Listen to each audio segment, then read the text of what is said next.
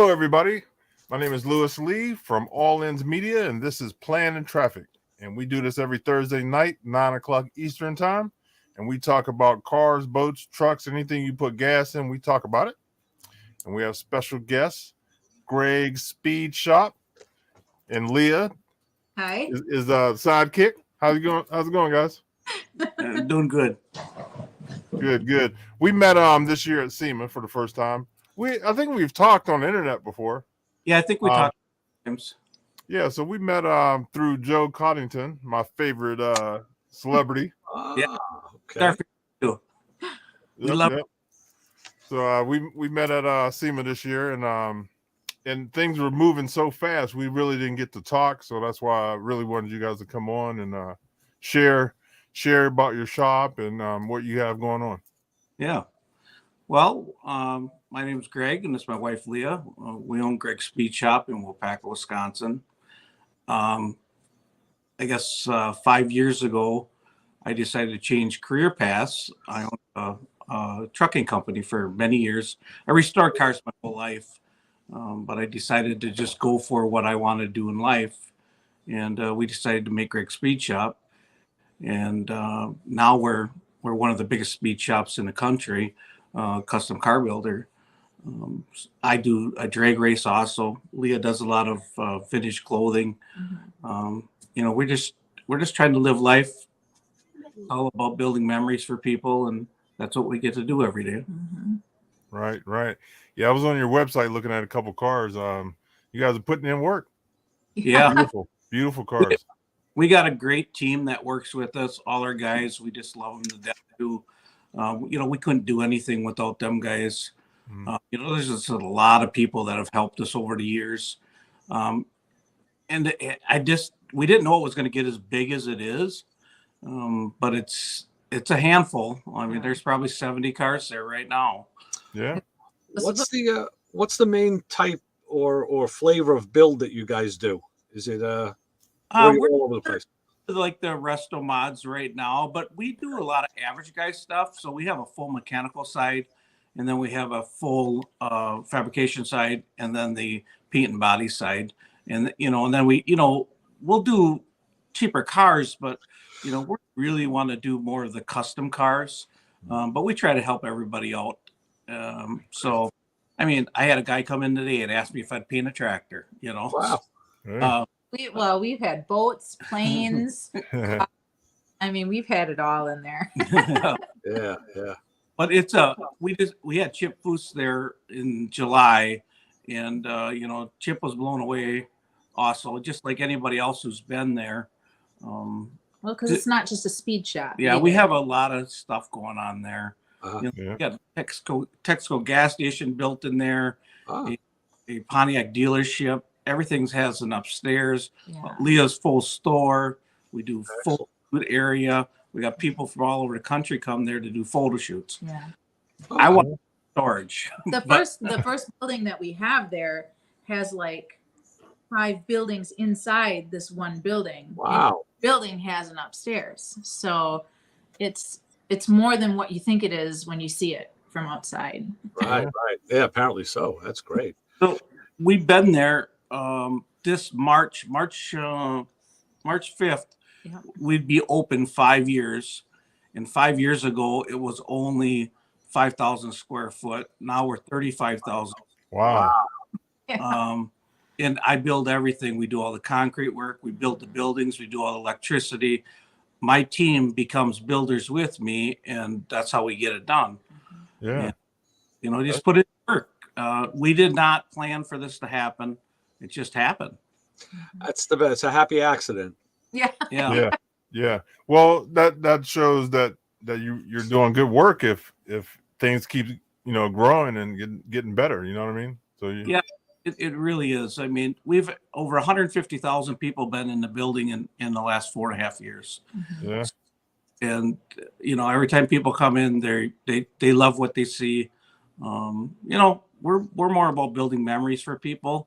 At the end of the day, we just always say that that's all life's about is memories. So we try to build.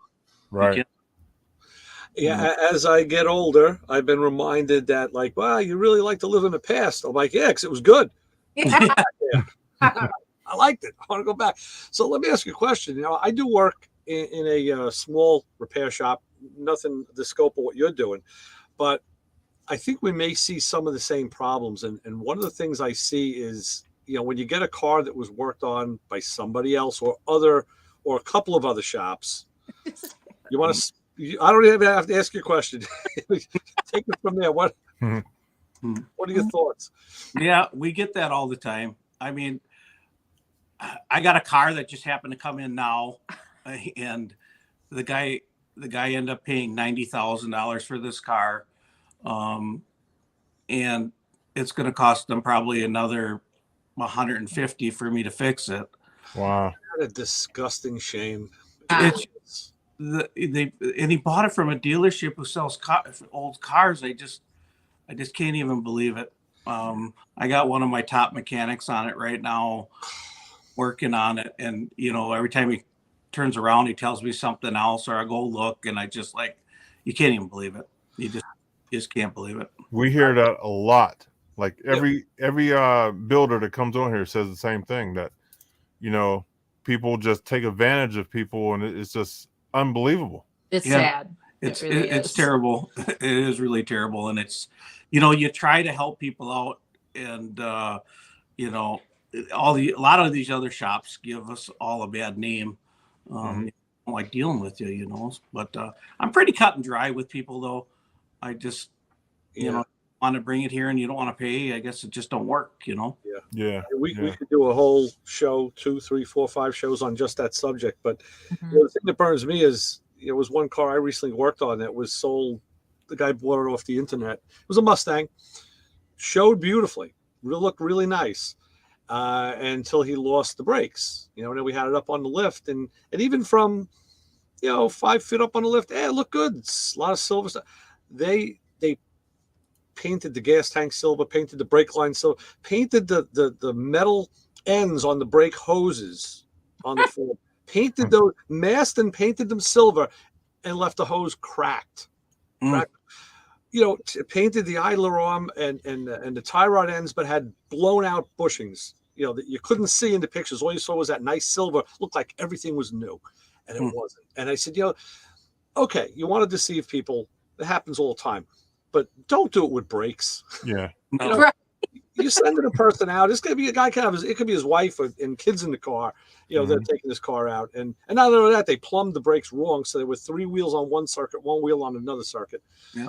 The other thing we've been seeing a lot of is just the part quality just is not there anymore. Yeah. I mean, even good parts that we buy. Well, we'll get brand new parts, and there'll be junk. Junk. I mean, the quality of building parts. Now, are you talking about like, you know, aftermarket stuff or replacement stuff? Some aftermarket stuff, you know, good, you know, good stuff that we pay good money for. I just see the quality, a lot of things in that world right now, not so hot. I've had a lot of trouble with gas tanks. Like they say, engineered to fit. We laser scope the car, and get guaranteed. Bullshit. It's like, no. So then why am I fighting? Why do I got to put a screw jack on this thing? Why do I got to jack it through the floor to get the straps on? Come on. You know. But you know, we're in Wisconsin here, so we do a lot of rust repair, and well, what you guys would too. You know, from Ohio to you know, it's funny when I see my friends from out west, and you know, they don't know what rust really is. Something they would say is totally junk. We're thinking, oh, that's nothing. Yeah, pristine. It's funny when you go out there, but you know, we've been very fortunate for what we have today and things that we're learning in the business. It's just a lot of fun, you know. Right. We're living life, and you know, we race and we got the shop, and it just, life is good. That's good. That is good. Now, Greg, what is your specialty? Like, what is your love? Right now in the paint shop, I'm painting right now again. You know, for the last couple of years, I haven't been able to do too much because, you know, I've been building buildings and keep things afloat. But I was a full-time painter for many, many years. But I'm into the mechanical side. I'm into the sheet metal side. Mhm. I try to know a little bit about everything in the shop, but I guess if I had to lay it on the line, I would put myself painting against anybody. Yeah. So and I'm just getting back in the swing of that just because it's time. The business is finally.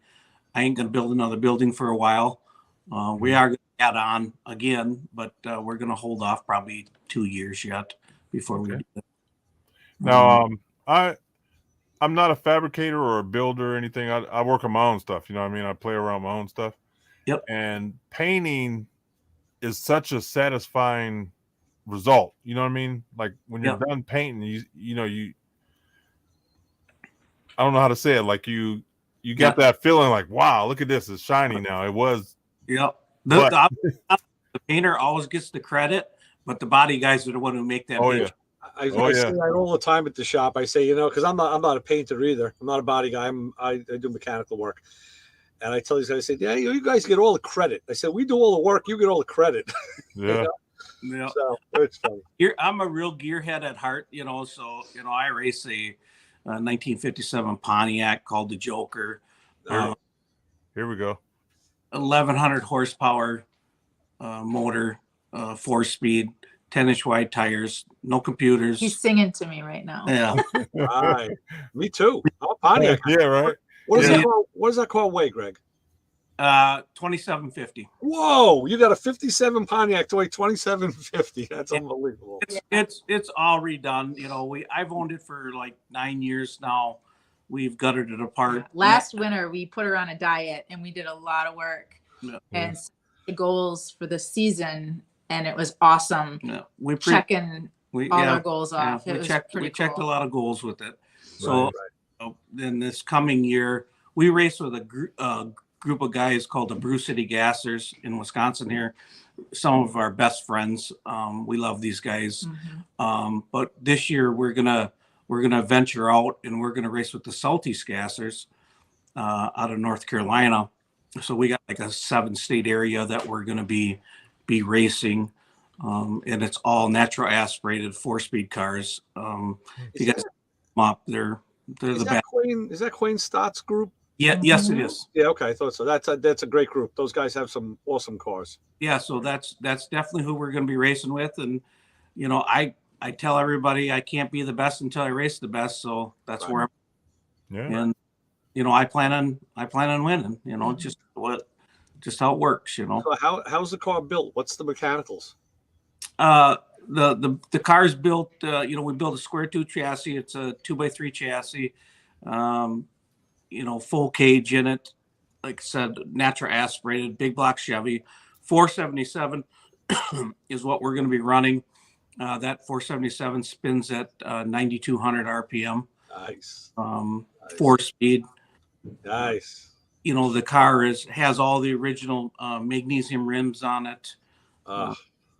It actually, the car really raced back in the late 60s, and it never had the Joker on it. I was the very first driver with the Joker on it, but the car has all the patina on the car, and we actually built a fiberglass front end and doors for it, and then we replicated the patina the way it looked on the original doors and fenders, and most people don't even know it that is replicated. We lettered it almost like. Yeah. Nice. Joe's calling you out here. What? Is that Joe? Yeah. No. She's in the chat. So everybody say hi to Joe. Joe. One of the coolest piece of garage junk that I have that came off an old Pontiac Racer that I'd love to build an engine for is a mechanical Hillborn, and it was on a Pontiac motor that was raced back in the 60s and 70s. And I keep toying with the idea of finding an old motor and building it around that, just building it around the mechanical injection. Yeah, we love the racing. Leah's my backup girl. I mean, we put a show on for people, but if she's not there, sometimes she can't quite make it. And well, we still have kids at home, so it's Dang kids. being there. That's what I say too. But you know, we go out and we put a show on, and now we're gonna go race with the best in the country, and you know, we plan on being successful at it. Right. But you know, I'm at that age where it's time for me to build them memories, and the Southeast Gassers are really going to help me build that. I love our group that we race with now. We'll still race with them guys, but I gotta venture out and try some other things. Right. Sure. Yeah, we look forward to following you on it. Yeah, It's going to be exciting. Yeah, we're a featured car at the PRI show this year, so we actually will have the car at the PRI next week. Oh yeah, we'll be there, or I will. Are you going, Ray? No, I'm not. I won't be out there. I'm still transitioning to be able to make fun plans. I have the time. I just have to be able to do it. I'm curious. I did a lot of stuff on Racing Junk of your car. What transmission and rear are you using in the car? The transmission is a G-Force, and then Moser rear end. Moser, okay. Yep. Cool. And the G-Force is the only thing that I know that can hold up to the car. I mean, in the beginning with that car, you know, I probably 6 trannies I went through. Oh my God. What we using, Muncie's? Yeah, Muncie's, and then I tried, you know, the M23 Muncie, the new style ones, and you know, nothing would work. Seems like every year there was something that always broke. One year it was the dry shaft. And we kept the one year it original was- Pontiac rear end in it for the longest time. Yeah. Big money on all the parts in that. Yeah. Well, the Pontiac and the Oldsmobile were the hot setup back in the day. You know, guys were putting them in the Chevys. You know, putting them in 55 Chevys left and right. But they just couldn't hold up to the Joker. Yeah. If you want to try your parts, give them to me. I'll let you know. Well, you know, given the power to weight ratio, I understand why. I think if the car was heavier, you probably wouldn't have had as much of a problem. But you know, there's more mass. But yeah, that light body, all that power is going back. Yeah. So. Now the car's really rolling right now. I mean, it's doing. I raced a long time a dirt track. I raced circle track. Oh wow. I promised my wife I'd never get serious in the drag racing, so she let me get the car. Once she got hook, line, and sinker, Well, now it's okay. I was gonna say that. It took him a long time to get me out there because, you know, he bought me one year. He always said, you know, you're going to be my backup girl. And I'm like, nah, I'm not going to do that. And then one year for Christmas, he got me this like go-go outfit. I was going to say, just buy you a set of boots, pair of boots. That's all. Got me the White boots. The dress thing was like a costume, you know, the costume things, and then the real go-go boots. And I lifted it up and I'm like, I am not wearing this out there. Yeah. All these people, I'm not doing it. Well, then one day I was at home and I put the go-go boots on and I'm like, dang, these don't look too bad. You're hooked. The outfit. Yeah, so well, then we ended up going to a meeting, the first like meeting with the Bruce City Gassers, and right away he throws me completely under the bus In front of everybody. And so I couldn't say no. You know, they're like, well, you know, we would like to get some backup girls, and Greg's like, yep, right here, you know, she'll be the one. Well, that is the definition of throwing someone under the bus. You got to do it in front of everyone, you know. Okay. Well, then I started getting everybody else's wives involved, and it just turned out to be a thing. And he always said to me, you know, you don't have to, you know, really do anything. He's like, you just go out there and put on a show. I'm not really watching what you're doing anyway. So I was like, oh, okay, I can do this, you know. Well, then he started getting serious. So then I really had to start knowing what the heck I was doing. There's nobody better than you to be there. But the first time he actually really did get me out there, and the first time being out right next to the cars, doing the burnouts and like hauling ass down that track, it was just like, I couldn't get enough of it. I wanted to keep going down the track because I couldn't get enough of it. It was the coolest feeling in the world. So now okay to spend money on that. Yeah. Yeah, It's kind of like Hustle Nitro. You know, once you get your first nose full of nitro, you gotta go back for more. What one day she says to me, I am sick of you breaking down. I'm sick of you breaking down. Buy the goddamn motor. Yeah. Nice. You know, and that is it's not a good thing when the two of you are addicted to the same thing. You know, right. There is something to be said for checks and balances where there's a little bit of a one can pull right. Yeah. Well, at my house. I don't even second guess it, you know. And then when she says it's okay, He'll look it's at cool. me and he's like, "Well, should I?" I'm like, "Do it." Yeah. You know what? I think the way I look at it is you're just assuring mutual fun. Yep. You double barrel, hit it. I love that. Yep. My wife is into everything. She says that if she wants to spend time with me, she gets into my hobbies. So I'm into everything, guns, motorcycles, cars, whatever, you know what I mean? And she's right there with me. And I tricked her when we were dating. I took her to a car show. I'm like, man, you would look pretty in that Bronco. It was a girl riding by in a little Bronco. I was like, oh, you look beautiful in that. And she's like, oh, that is cute. And from then on, boy, yeah, That's my how you ride or die. work magic. Yep. Well, Yep. Very. Yeah, it's a beautiful thing to have your partner, with you and on the same page. You know what I mean? Yeah. That's a blessing there. You guys are we blessed. Yes, we are 100%. You know, when we were in the trucking company, we took a gamble and went for it, and we were very successful at it. And to step the story back up, and I think I told you maybe a little bit about it, Lewis, but we end up spending a couple $1 million upgrading our fleet of trucks. And 3 weeks after that, we went to the Henry Ford Museum. And the minute I walked in the Henry Ford Museum, I knew instantly what I was going to do the rest of my life. And it had nothing to do with the trucks. The only thing I was scared to do was tell her. Because I know she wasn't going to be happy. So You want to do what? would ruin the day at the Henry Ford Museum, and I didn't want to ruin that day.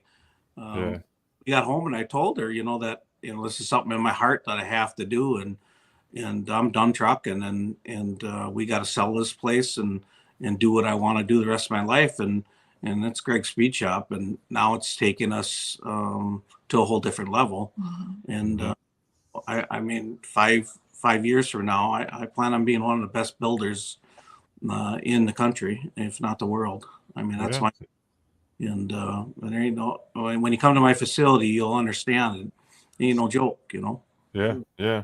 There's another part of this, that having your wife back you. I know a lot of people, their wives don't back them, and it makes the struggle through the whole process. And my wife, I've started probably 10 different businesses. Some worked, some didn't, and she was always there backing me. You know what I mean? And it just works. Yeah. You never know, and you got to try. If we fail, we figure it out. Oh, that worked. Yeah. We'll try this. I ain't gonna lie to you. I've been scared every time. Yeah. Every time. Never, ever, ever steered us in the wrong direction, and so I trust him. I trust everything that we do have a lot of great people behind us, from our family to, Joe's one of our biggest supporters. The Iowa Car Show, the best car show in the world. You guys got to make sure you got to be here. Yeah, I'm going to try to do some work with them. I want to get the information too. It's one of the best shows I ever been to. And we actually moved to Iowa because of the show. Yeah.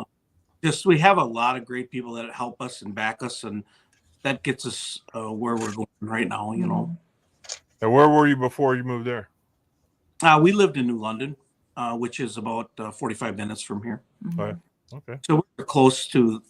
I've been going to the Iowa Car Show since I've been 6 or 7 years old. I started swapping there. I always been into cars my whole life, and I ended up I just loved the place, and I just kept on working my way up better spots to swap at, and then next thing I know, now we're up on the main stage there, so which is very cool. Nice. Yeah, I look forward to seeing you guys at PRI. It's a different mode, but it's still fun. I mean, it's a fun get together. Yeah, we definitely, there's a lot of people we want to see down there and talk, and we're addicted to racing. I mean, it's for me, the racing side, it's like I have to become the best gasser in the country before I can move on. So I will not stop until I get that check mark, and then the next thing. Now, what do you run, the quarter mile or the eighth? I race quarter mile now, but Southeast Gassers, they race 8th mile. So it's gonna be a whole new experience for me. Right. The numbers they run, I run close to their numbers now. And I've been talking to a lot of guys. I'll be okay. I might get schooled for the first race or so, but that's about it. Yeah. You'll learn it, huh? Well, I guess knowing now, what your reaction time is, what your 60 foots are, you can kind of judge it because a lot of guys will start changing the car around, deep and whatnot. Oh, these guys in the Southeast Gassers, these guys are some serious dudes. Yeah, they are. They are the best racers in the country when it comes to the gasser world. They're not holding no button. I mean, they're shifting that car. There's no shift light. I mean, 10-inch wide tires, 11 to 1200 horsepower. That's a manhandle deal there, and these guys are at it. Yeah. I feel confident enough that I'll be a top runner there. They'll beat me up for a while, but I'll get it together real quick. Oh, yeah, I'm sure. If I race the 8th mile a little bit, I never put an 8th mile gear in my car. Yeah. So, so it's going to upset my car. It ain't going to like it. I'm not going to like it, but we'll get it figured out pretty quick. It's going to be different. I'll be Yeah. That's one of my bucket list projects. I have a car in the driveway that's I was going to build a street gasser out of it, and and then see where it goes. But slowly assembling parts, here and there, and we'll see, because I think it's just the coolest type of car in the world you could ever build. I really do. Yes, it is. Yeah. And the racing side really helps what we do. We always get customers because we race. They talk at the track, and they come in or they see the car, and almost all racers have a hot rod. Sure. That's what we're trying to do. Yeah, that's great. I've never really liked gassers, but I've been starting to like them more and more. Like at the SEMA show, really got me looking at them. I'm like, oh, yeah, pretty cool. I give you one ride in that car. You'll love that car. Yeah. I used to ride in it. I won't do it. No, you're done. I've liked them since I was a kid. It just bit me real early, and once it does, that's it. And that's the thing, I like the ones that are more on the down and dirty, gritty side. Not the real nice, pretty finished cars. I like them a little sweaty and with some imperfections. That's the way I think. That's certainly what mine looks like. Yeah. So, Yep. Another thing that's happening to me too. Those dunk cars with the big wheels. Yeah. I've hated them. I always hated them. But this year at SEMA, there were some nice ones there. Yeah, I've seen them.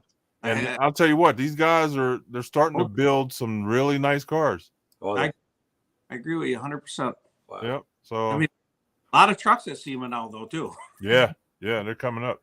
Now, Now, I was going to say, Louis, the Instagram post that you shared today with the guy that it was a show car with the engraving and the etching.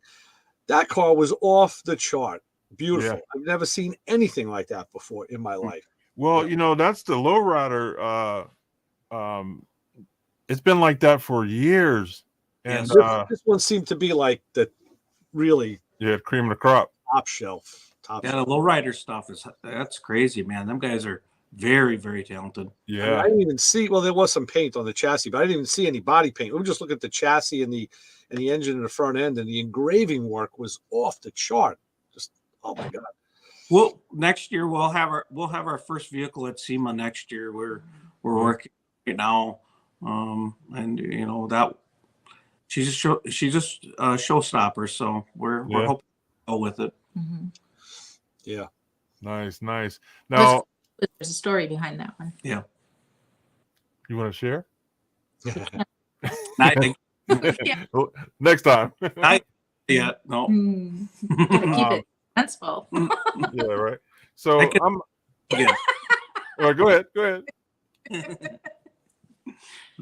So I'm an artist, and I do leather work now. I do tooling on leather and stuff. Actually, I make some purses for Joe, and I want to get into the engraving because I see those low riders. I'm like, man, I think I can do it. So I built an engraver. I haven't had time to really get into it yet, but I'm gonna engrave. I got a 77 Coupe de Ville that I want to engrave most of the chrome. Yeah, cool. Yeah, that's definitely some talent to do that. Yeah. But the only way you can do it is just do it. Yep. You know? Hey, if I mess it up, I'll sand it down and paint it. That's right. You know what I mean? Yep. Yeah. So I'm also I'm building a school bus. I bought a school bus and I'm converting it into an RV. Oh, Cool. cool. And me and my wife are going to retire in a year and a half. And I'm going to do an early retirement because I'm tired of working. Yep. And we're going to travel the country. I do celebrity stuff too, car stuff. So I'll do that while I'm on the road. But Joe said that we could park in her driveway, so I'm going out there and parking in her driveway. Perfect. I'm gonna hold her to it. You hear that, Joe? She's Don't let her take you in the Can-Am. Yeah. no. Leah's got stories about the Can-Am and Joe, so Okay. I gotta find out before I go because I want to. just buckle up is all I'm saying. Buckle up. I can see her riding in it pretty good. Oh yeah. I'm telling you right now, Joe's in the background right now, laughing her butt off right now because she knows exactly what we're talking about. Yeah. I thought I was gonna die. I did. I thought I was gonna die. Yep. Here she is right here.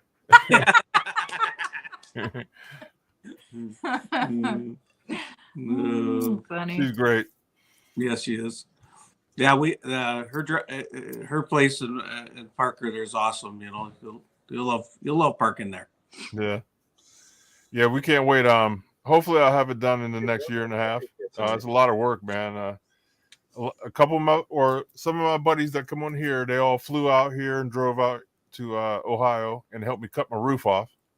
Mm-hmm. So we cut the roof off, raised it 18 inches in one weekend. This is like a month job, but these guys wasn't playing. Yeah. We had a couple guys in the chat that helped out, Joey. Great guys. They came in and they helped me like they were my family. You know what I mean? Mm-hmm. Yep. So the car industry has some really good people, and you know, I love them all. Yeah. We've met a lot of great people in the car world, you know, and we're very fortunate and very blessed that we get to meet a lot of these guys. And Yeah, you know, I did a lot of stuff with Gene Winfield, and I'm very honored that I was able to do all the stuff I did with Gene already. Mm-hmm. And great guy. Stuff I'll never forget in my life, you know. Yeah, when he's sitting at the kitchen table at 1:00 in the morning, just drawing on napkins because he doesn't know how to talk without Doodling. Yeah. Yeah. I have my filing cabinet full of napkins of, you know, he doesn't tell you the color of the paint that he uses. He gives you the whole code. Yeah. Oh yeah. Yeah, he remembers college. Crazy. Yeah. So we got a Cadillac that we want to do. It's a car that I got a 62 Caddy, and I want to do that. It's pretty much close ready for paint, but I was going to have Gene come in and paint it at that time. And he told me that he didn't care what color I wanted it painted because he was going to paint it, and I had no choice. So he gave me all the colors that we're going to paint the car with. Oh, okay. Yeah, you got to listen to him. I mean, No, yeah. Like it? I don't care. Yeah. Gene, I got a couple of cool stories with Gene. We were doing a class at my shop, and there's 30 people there, and Gene sets the fire alarm off because we're doing some lead work, and the fire door goes down, and he never even stopped. And some guy said, "Hey, Gene, you know, the fire door is going down," and he's like, "I don't give a shit. It ain't my shop." He thinks a lot. I'll take care of it. Yeah.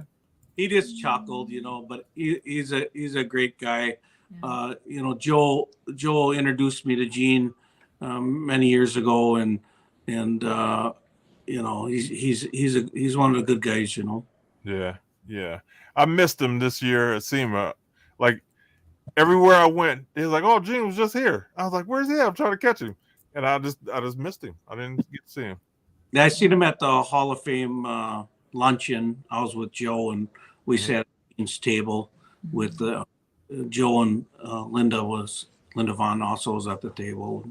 Got to talk to him and talk about some stuff. And then I seen one other time in the hallway, but he's getting up there in age now. Yeah. You know what was nice though? I've seen a lot of posts of him having fun. Yeah. He was sitting in cars and on motorcycles and stuff. And you usually don't see that with him because he's always, doing autographs or he's working. Mhm. It seemed like this year he was really just relaxed and just having fun. Yep. That's what I got out of it too. I had we built a prototype bike quite a few years ago, and I still have it. We got a U.S. patent on it that we're going to be selling. But Gene was at the shop, and actually Joe and Amanda Martin were also there, and Gene jumped on the bike and fired it up, and he wanted to take that thing for a ride. Joe was egging him on to do it, Oh yeah. Like 10:30, 11 o'clock at night. Yeah, I had to reach over, shut that off, pull the key out of there, And run. It was funnier than heck. But he was ready to take this thing, and just take off with it, Oh no. We got some pictures of it. It was fun for a second. Well, it was funny for everybody that was there, but me, Yeah. That's funny. Joe and Amanda are great people too. I miss them out there. Yeah, 100%. They're definitely very nice people. Yeah. Met a couple different times and super nice. Yep, they are. They've been on here a couple times. Okay. Yeah, good people. Yeah, like Joe just said on the chat that everybody's family, man. It's just a great community. Really is. 100%. Mm-hmm. And we just keep on, like I said, we just keep on pushing and doing our thing, and everything will come. Yep. Just right now, it's all about the racing side for me, just to get that check mark. I just need to get that check mark. And then you move on. Well, See, I messed up when I was younger. I was a little wild on motorcycles. I'd like to get a Hayabusa right now. And my wife won't let me because she remembers me riding when I was younger. Yep. So I got to hop up my cruiser. and put a turbo or something on it. I got to. Oh, right. Like, honey, that's an alternator. Yeah, it's an alternator, right? Why is it whistling? he did that to me with some Nas. Yeah. Oh my God. Yeah. There's one thing about me that nobody really knows is I'm terrified to go fast. Terrified. And this is what we do, right? Yeah. He refuses to take me, or I refuse to let him take me in fast cars and everything like that. Hence the reason why I don't go in the Joker. And he tricked me into going with, our daughter Vivian on a little joyride in our 31 5-window coupe. And he ended up pulling over to the side on the side of the road. And I knew he had nitrous on this vehicle, but he knew better than to turn this stuff on when I'm in. Pulling over like there was a problem with the motor. So he gets out and he's like checking the motor, and me and our daughter Vivian, we're like, what's he doing? I don't know. We're just to get back in. Well, we're going down a road that is a quiet road. And the minute I see the red light turn on the dash, I knew what was happening. And yeah, it was. She didn't care too much for nitrous. No, Vivian loved it. Yeah. But, yeah. It didn't care too much. No. See, I can go fast, but I don't like going fast somebody else driving. Yeah. You know what I mean? Yeah, me either. Right. I can't. I don't know why. Must have been like a past life thing or something. But actually, as I'm getting older, I can't go as fast. Like when I was younger, man, 150 on a bike was easy. Now I'm on my cruiser. I hit 70. I'm like, oh, I'm going too fast. Yeah, slow it down. Yeah, I'm an old man. I'm like, thinking about life a little more now. Yeah. Yep. I got stuff to do. Back then, it was like, oh, if I die, I die. I haven't got that point yet, and I hope I don't get it for a while yet, because I got to win some races yet. Yeah. Oh, good. Well, when you don't do it all the time, see, I had family, and so I got away from all that for a long time. So now that I got a bike, I'm like, okay, I'm gonna go fast. I can't ride roller coasters no more. She can't either. No. Yeah, I used to ride them all the time. I got to about 45, and it was like, uh-oh, I'm getting sick, man. Let me off. I took my daughter to Great America with her friend well, it's been a while now. And I thought, oh my gosh, this is going to be great. And I'm telling her how great all these roller coasters are going to be. Third ride, I puked. Yeah, yeah. I messed up the whole trip. My family like, Dad, you just stay right here. We'll come back and get you. Have to go. Yep. Yep. Oh man, it sucks getting old. Yeah, don't it? It seems like when I hit 38, from then on, it was like stuff started going. Well, you know, I've said that too. It sucks getting old, but it sure beats the alternative. Yeah. Mm-hmm. That's So, right. You know. That's right. We're all going to meet that day.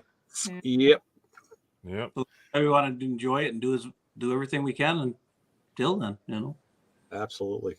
Mm-hmm. Where's the fellas at? We usually have people in the I think waiting room. Justin's down there. We get Justin in because I'm sure he's got 100 questions. Yeah, so himself. Usually around the half-hour mark, we let some people in and they'll ask you some questions. You know, they're all good people that we have on every week. The usuals. Nice. Hey, Hey. Justin. What's up, guys? How you doing? Hey, Justin. Hey, if I could count to 100, I probably would have that many questions, but We've don't hold me to it. yeah. So Justin works at a shop in Detroit, right? Saginaw, Michigan. Saginaw. Saginaw, Yep, okay. we got a hot rod shop up there, American Gasser.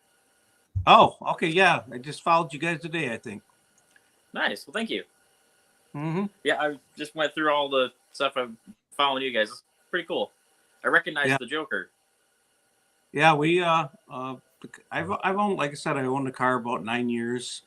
You know, we're definitely addicted to it. Oh yeah, yeah, it's pretty cool. We just a couple years ago finished up a pretty cool 32 Ford race car, Gasser style build for a guy in Oklahoma. He's been running that one now, kind of test and tune year. Mm-hmm. Yeah, we around here, you know, we race the quarter mile stuff, but like I was saying before, we're going to switch to mile. I mean, I still like racing a quarter mile, but that's what we race here too. Quarter. What's that? We race quarter here as well. Just down south, they race the eighth stuff. So, and you know, sometimes we'll be at a track and they'll only let us run eighth mile because you know, like Byron does it once in a while.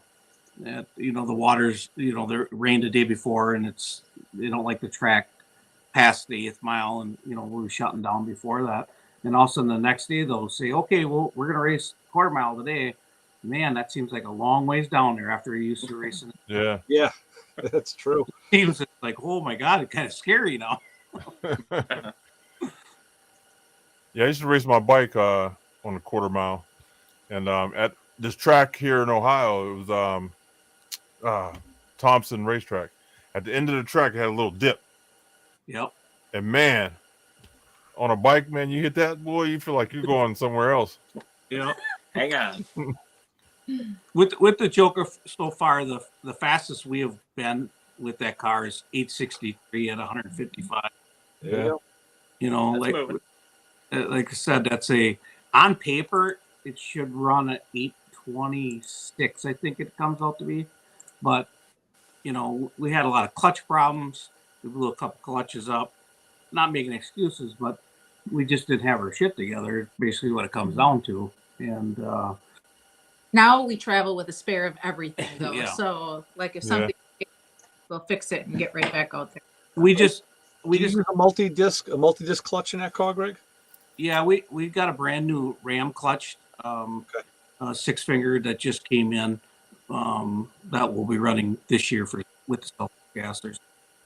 We just got a new motor. Got delivered at the shop today. So Merry Christmas to me. Yes, it was like Christmas. Wow, nice. Yeah, so I'm very happy that it's sitting there because in March, our first race, March 25th in Reynolds, Georgia.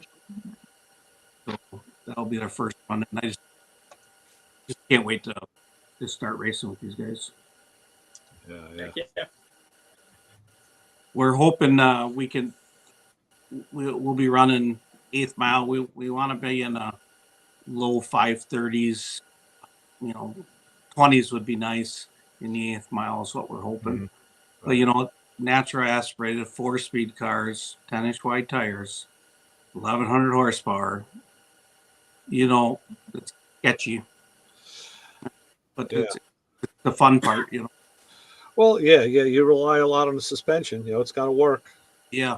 You got to hook and you got to stay straight. And Yeah. In with Queen's deal, there's no shift light, there's no computers. right. So it's all you trying to figure out get that car done. Yeah. Well, the good thing is, you're very familiar with your car. It's not a new build, so it's not like stepping into something new. So. I'll definitely feel comfortable. I'm a little. The only thing I'm a little iffy on is the way the transmission first gear they run and the rear gear they run. It's just way different than where I'm at right now. Oh yeah. So I mean, my car's violent when it leaves now. Boy, it's really going to be violent now. Yeah. Well, yeah. What gear do you run in the back now? We run a 370 and we run a 411. We flip back. You gonna go like to the 513s or? No, we'll be a 600. Oh, okay. Even deeper. Wow. All right. Yeah. It'll be anywhere between a 550 and a 600. Okay. But we change the first gear is what we change out of it to make that work. Yeah. But you guys already know a 600 first gear is 600 rear gear is crazy. Yeah. I'm thinking the first thing I think of is valve train. I go right to the valve train. Like, okay, that's gonna be moving awful fast. All those little pieces gonna be moving up and down real quick. Yep. Now there's a lot of expensive parts in this thing that we got now. Yeah. Well, there should be. Yeah. I mean, our motor that we run with normally, it's a great motor and makes plenty of power too. It'll be our backup motor, but this one here just spins more RPM, and that's what it seems like them guys run a lot. So that's what we had to switch to. Yeah. So you have a learning curve on that as well, huh? Yeah. Like I told them guys, they'll school me for a little bit, but within a couple races, we'll be right there. I mean, because I can't practice anywhere until I go just, so I'm kind of screwed on that part. But right after we run that very first race in Georgia, when I come back home, I'll be any track that's open, most likely be Union Grove, Wisconsin. Usually they're open first week of April, and we'll just be pounding the passes down there to get our crap together, Right. So I pulled up some boots over here. Yeah. Yep, there she is. I don't know why, but I pictured white. I do have every color. That's a great picture. Thank you. Yeah, so like I said, the car was actually built from a guy named Dan Smith. He found the car in Illinois, and he said that he was heading to work every day. He takes the same way to work, and one day he seen this Pontiac sitting outside the barn. And so he pulled in there, and the thing had a tow bar bolted to the front of it. And he talked to this old timer, and the guy said he raced it, and Dan said he wanted to buy it, and he needed some time to go get some money and come back, and the guy let him, and he ended up getting the car. And then I forget what year it was, but he ended up putting the Joker and Dan Smith Racing and all this stuff on it. And Dan did a lot of work to that car to get where it not is today, because it's not the same car, but when I first got it to where it was. And then Dan actually found me at the racetrack. At that time, I was running 12 seconds. So, that's a long time ago already.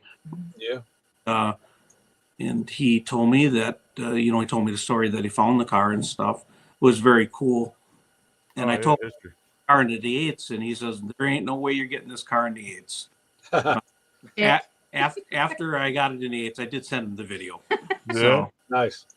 yeah, he's a super nice guy. Told me a lot about the car. Car is nothing like it was. Basically, the car is a shell, outside shell right now, and the front end is fiberglass that we built at the shop. We actually made the National Pontiac magazine to build the front end for that, and I had a bunch of people call me to have us build it, but just the time I had in it, it would have cost $10,000 for me to build it for somebody. So, then we did the doors, and then the floor is all aluminum. The chassis I built this last winter. My very first drag car chassis I've ever built. I built a lot of circle track cars. Those guys could not believe that how rocks and rolls right now, because it's straight as an arrow and super fast. Nice. Mm. Okay, Leah. Mhm. Tell us about your clothes. My clothes. Yeah. Well, I have a lot of repop, pinup clothing, retro clothing, and then I do have a full upstairs of full vintage clothing. I'm coming to a crossroads, I guess. I want to focus more on branding our name and our logo. So I think I'm going to transition into getting only clothes that can provide our logo and stuff on them. There'll still be some retro clothing, some pinup style clothing, Right. but it'll supply our logo and name. So I have a lot of work to do before the season starts. Yeah, Get you out. got to represent, right? Yeah, that's right. I gotta focus. But like I said, I'll still always have the pinup. I do love the pinup look. It's where I started from, with where we are going. But racing's got a hold of my heart, so I tend to start when I'm buying the clothes to sell in my store. They all kind of look like the She's go-go. buying for herself. Yeah. Yeah, right. Around the go-go 60s style look. And I feel like, because that's so near and dear to my heart right now, that's kind of where I'm going. So we'll see. A lot of changes. Hey, that's what it's about. My younger daughter just bought a pair of bell bottoms. I was like, I said, boy, if I could, I said, I still got some of my originals. I can't fit in them anymore. But I said, you used to rock those all the time. I love those. And she's got the body for it too. So she looks great. And I said, nice. That's great. Yeah. I never thought I'd be in bell bottoms. I'm coming from where I used to tight roll my pants and Right. I never thought I'd be into bell bottoms again, but I absolutely love the style, and you go with what you're loving. You got to follow your heart. That's it. I mean, we went in and out of styles all our lives. Yeah. So why not go back and revisit the good ones? That's what I say. Say it won't change, but Okay. When the skinny jeans swing back around, I'll still never wear them. Yeah, me neither. I got to tell you this story, right? Me and my wife go to the store, right? This is when they first came out. So I was like, man, these pants are sweet. They're nice color. So I go in the dressing room, and you see I'm a big guy, right? I couldn't get those pants past my calves. And I'm in there hollering. I don't even cuss, but I was real close. I was like, babe, come in here, look at these. I couldn't get them up over my calves. I'm like, what idiot made these pants? Right. Why do you want tight pants? I don't understand. Right. I was so mad I wanted to leave the store. Yeah. That's funny. So you'll never catch me in them.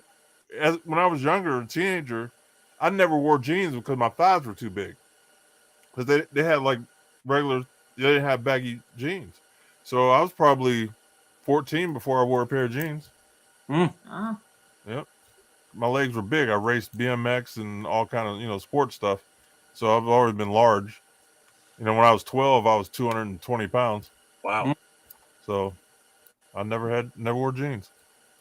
It's nice that they have the stretchy style. Because, Yeah. Yep. like, really, you can get in them. Right. Yep. So we're missing a whole bunch of fellas. Where are the fellas at? Yeah, I don't know what happened this week. It's kind of a weird, like, I don't know. They forgot I about show us. back up and nobody else does. I know. Yeah, I've been wondering where you are. I was like, what the hell's up with Justin? Yeah, I knew you were around. We had some family stuff going on. Okay. So I sent the link. I put the link on last week, and then I reposted it again today. So, Right. oh, here they go. Never got the link. Let me repost it. Who's that? That was Jim. Okay. Hold on, guys. Yeah, I'm about to send you the link. Jim's in the chat. He's there. I think so. Yeah. Well, he's on Facebook, but he's not in the. Oh, he was in the chat here though. Oh wait, is that how? Okay, all right, throws up from there. Yeah, I was wondering about Brian too. Usually he'll reach out to me and ask me what's going on, but I didn't hear from him. All right, let me. So Justin, tell me about this 56 gasser you guys are building. So that was the one. Yeah, you're talking about kind of these down and dirty gassers. That red and white gasser we had in a few months ago. Probably saw it on Facebook. We did ladder bars in the back. Went through the engine, redid everything. He actually brought it back. We're gonna put a new front axle setup in it now. Okay. What kind of run Speedway kit? Yeah, I think that's what he's going with. The round tube, probably. Right? Yeah. Yeah. Do you have you ever heard of Wax Customs? Sounds familiar. Yeah, man, they're the best axles in the game. 100%. Where are they located, Greg? New England. Oh, okay. A buddy of mine, he's got a couple of gasser Corvettes, and he knows I want to do my car. And one day I come home and I find a full drum to drum straight axle out of a Ford truck sitting in my driveway. Oh, okay. Nice. I've had a couple different axles, and my car was a lot heavier before, but it'd been the axles. With this whack, we don't. It's good. Yeah. Nice. So we got a gasser that we're doing for a guy right now in the shop boss. It's a street car, but he wants to drag race it, so we're changing all the back end. It's on a '63 Nova, I think it is. Okay. Cool. Wow, now that's a short wheelbase car, so that's going to be a handful. Yeah. Yep, 100%. Yeah. So, That's a Nova 2? Yeah. We ended up getting a job because, the guy, we didn't get it right away until he came up to our shop. But he was kind of one of these guys that are pretty tough to deal with. But, I deal with guys like that all the time, so it was no big deal. And my manager, Charlie, he had to get me involved in it. And then I talked to the guy and I just said, come on out to the shop. I run an 8-second car. Just come on out and I'll show you what I would do to your car. And then he walked in and he stopped in his tracks and he looked at me and he's like, "You're the Joker?" I'm like, "Yeah." He goes, "You got the Joker." Yeah. I've been watching this for years. So I was like, that was cool. I was like, could you come look at it anyways? I want to show it off now. Yeah. So I got underneath That's it. cool. But it was cool that he gave us a job because he seen the car, and so You've seen the performance. Yep. It's cool when you get recognized like that. Yeah, 100%. 100%. Because anybody that races, you already know it ain't easy. You can race, but you want to win, it's not easy at all. And stay safe. Yep. Yeah. I mean, it's very tough, in these gassers right now. These guys are tough. That Southeast gasser stuff, them guys are tough. Yeah. And when we go race with them this year, I mean, we're going to get schooled, like I said, but only so long that will happen. Nah, you're bringing the right kind of armament. I don't think it's going to be too long. Oh yeah. Mm-hmm. Yeah. There's Joe request. What is she saying? Tell the story of no one wanted the joke. Tell the story about No One Wanted the Joker and how it relates to you in your life. Oh. Well, we got a guy doing we got a guy doing a book about my life right now, and the Joker is a part of it.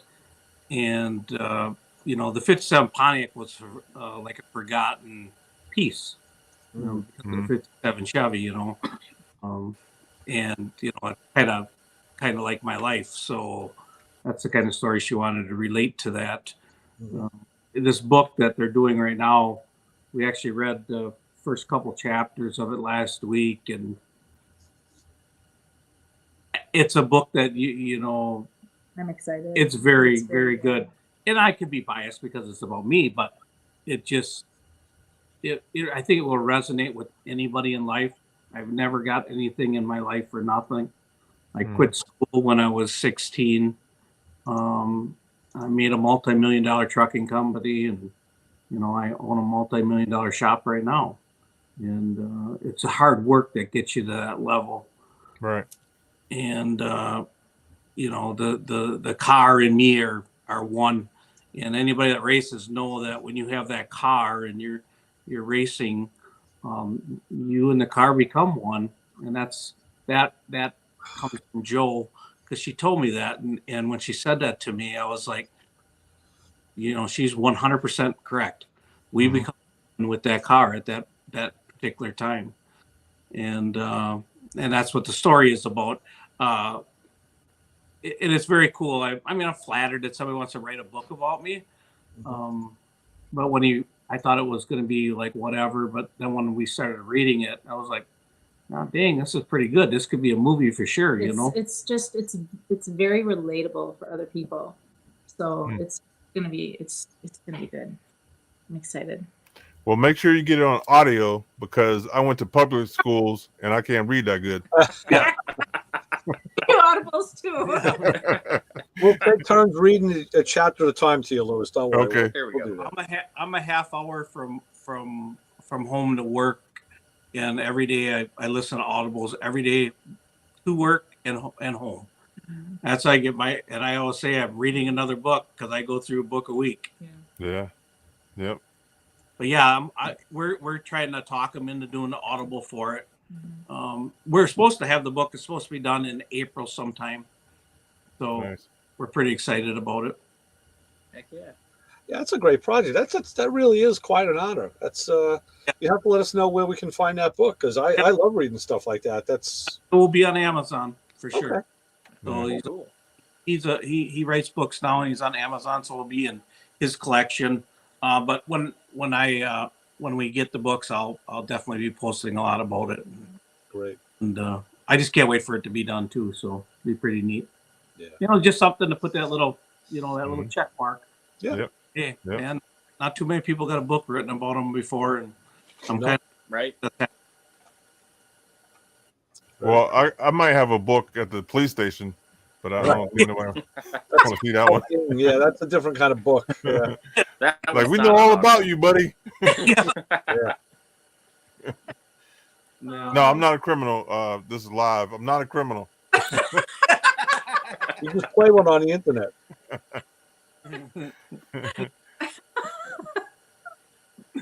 Oh, good. Yeah. So we got any other questions in the chat? Let's see. Somebody asked if I raced BMX. Justin, yes. I was the king of the hill for a minute until I outgrew the bike. And it took like what, a day? I grew fast, man. I'm telling you. One of our guys that work for us, he races, and he loves it. He's a really good racer too. BMX, Justin, right? Yeah, The BMX racer. Yeah. Mm-hmm. Yeah. I did that. I did motocross. Yeah. You grow into new stuff. You just keep going into new stuff. I broke a lot of bones, so that kind of slowed me up. And like I said, I outgrew everything. I couldn't get uniforms or suits anymore. I outgrew it. I was when I was 12, I was like, every year my foot size went with my age. So when I was 11, I was wearing 11s. When I was 12, I was wearing 12s. 13, I was wearing 13s all the way to 15s. So I outgrew everything. Yep. I was gonna go to the beach cruisers because they started racing those, but I started getting into motorcycles more, so I was like, forget the beach cruiser. So I jumped into bikes. It's easy to twist the grip. Yeah. So that was my experience. Yeah. Heck yeah. Justin, what are you guys working on at the shop now? Quite a bit of everything. We've got probably 30 open projects. Yep. Wow. So we're super busy. We're gearing up for Autorama. We're taking 3 cars. One of them is done. 2 of them are getting there. I tore one apart a couple weeks ago. We were running driving truck, and I like to avoid warranties, so it's tore apart in pieces. That's what I'm in. Yeah, a lot of cool stuff. A lot of restoration, resto mod sort of builds. Yep. Engine swaps, various things. Like I'm doing a 94 Sierra I've been working on the last couple of weeks. We're going to take that to Detroit. Doing a 4-link in the back. That's going to get a TKX trans and an LSA blower as well. Yeah, we're taking a 66 Chevelle. That was kind of a more restoration type of build.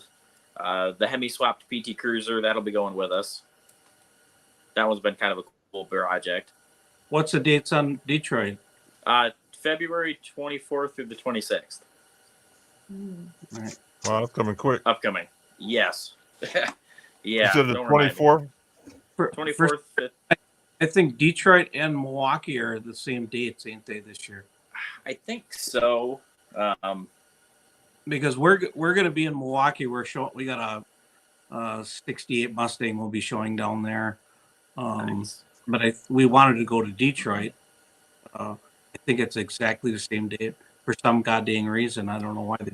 Yeah, I don't know why they do that. I mean, it's like that with anything. We try and hit quite a few shows throughout the year, showcase our builds and various things. And there's not a weekend in the summer where there's not 2 or 3 shows we could go to. Yeah. We usually hold a couple open houses every year at our shop. And that's usually let's find a weekend that has the least amount of shows going on. And that's when we do it. Mm-hmm. Yep. So, Greg, when is your show in your area? What's that? When's the big show at your place? Iola. That's second week of July every year. Okay. The second week, and it's Thursday, Friday, Saturday. Okay. That's a good month. That's when I was born, so that close to the second week. So it must have been a King's. It's a sign. Yeah. It's perfect. I'll tell you right now, you will not regret coming to the Iola Car Show. You will not regret. Joe's been telling me to go for a couple of years, and I just can't make it. Something always happens. Like you said, other shows, I might book a celebrity at a different show, and so I'd be, on the other end of the country. This is a show you would definitely want to come to. It's top 5 in the country, isn't it? Yeah, it's a great show. Yeah, I need to get a hold of the organizer. What's his name? Joe Opperman. Joe, yeah. It's a Autorama, isn't it? No. Because I think maybe I'm thinking of the wrong guy. Oh. No, I know who you're thinking. But no. Different guy. All right, I need to get a hold of him because I want to see if I can get some of my celebrities going that way. Yeah.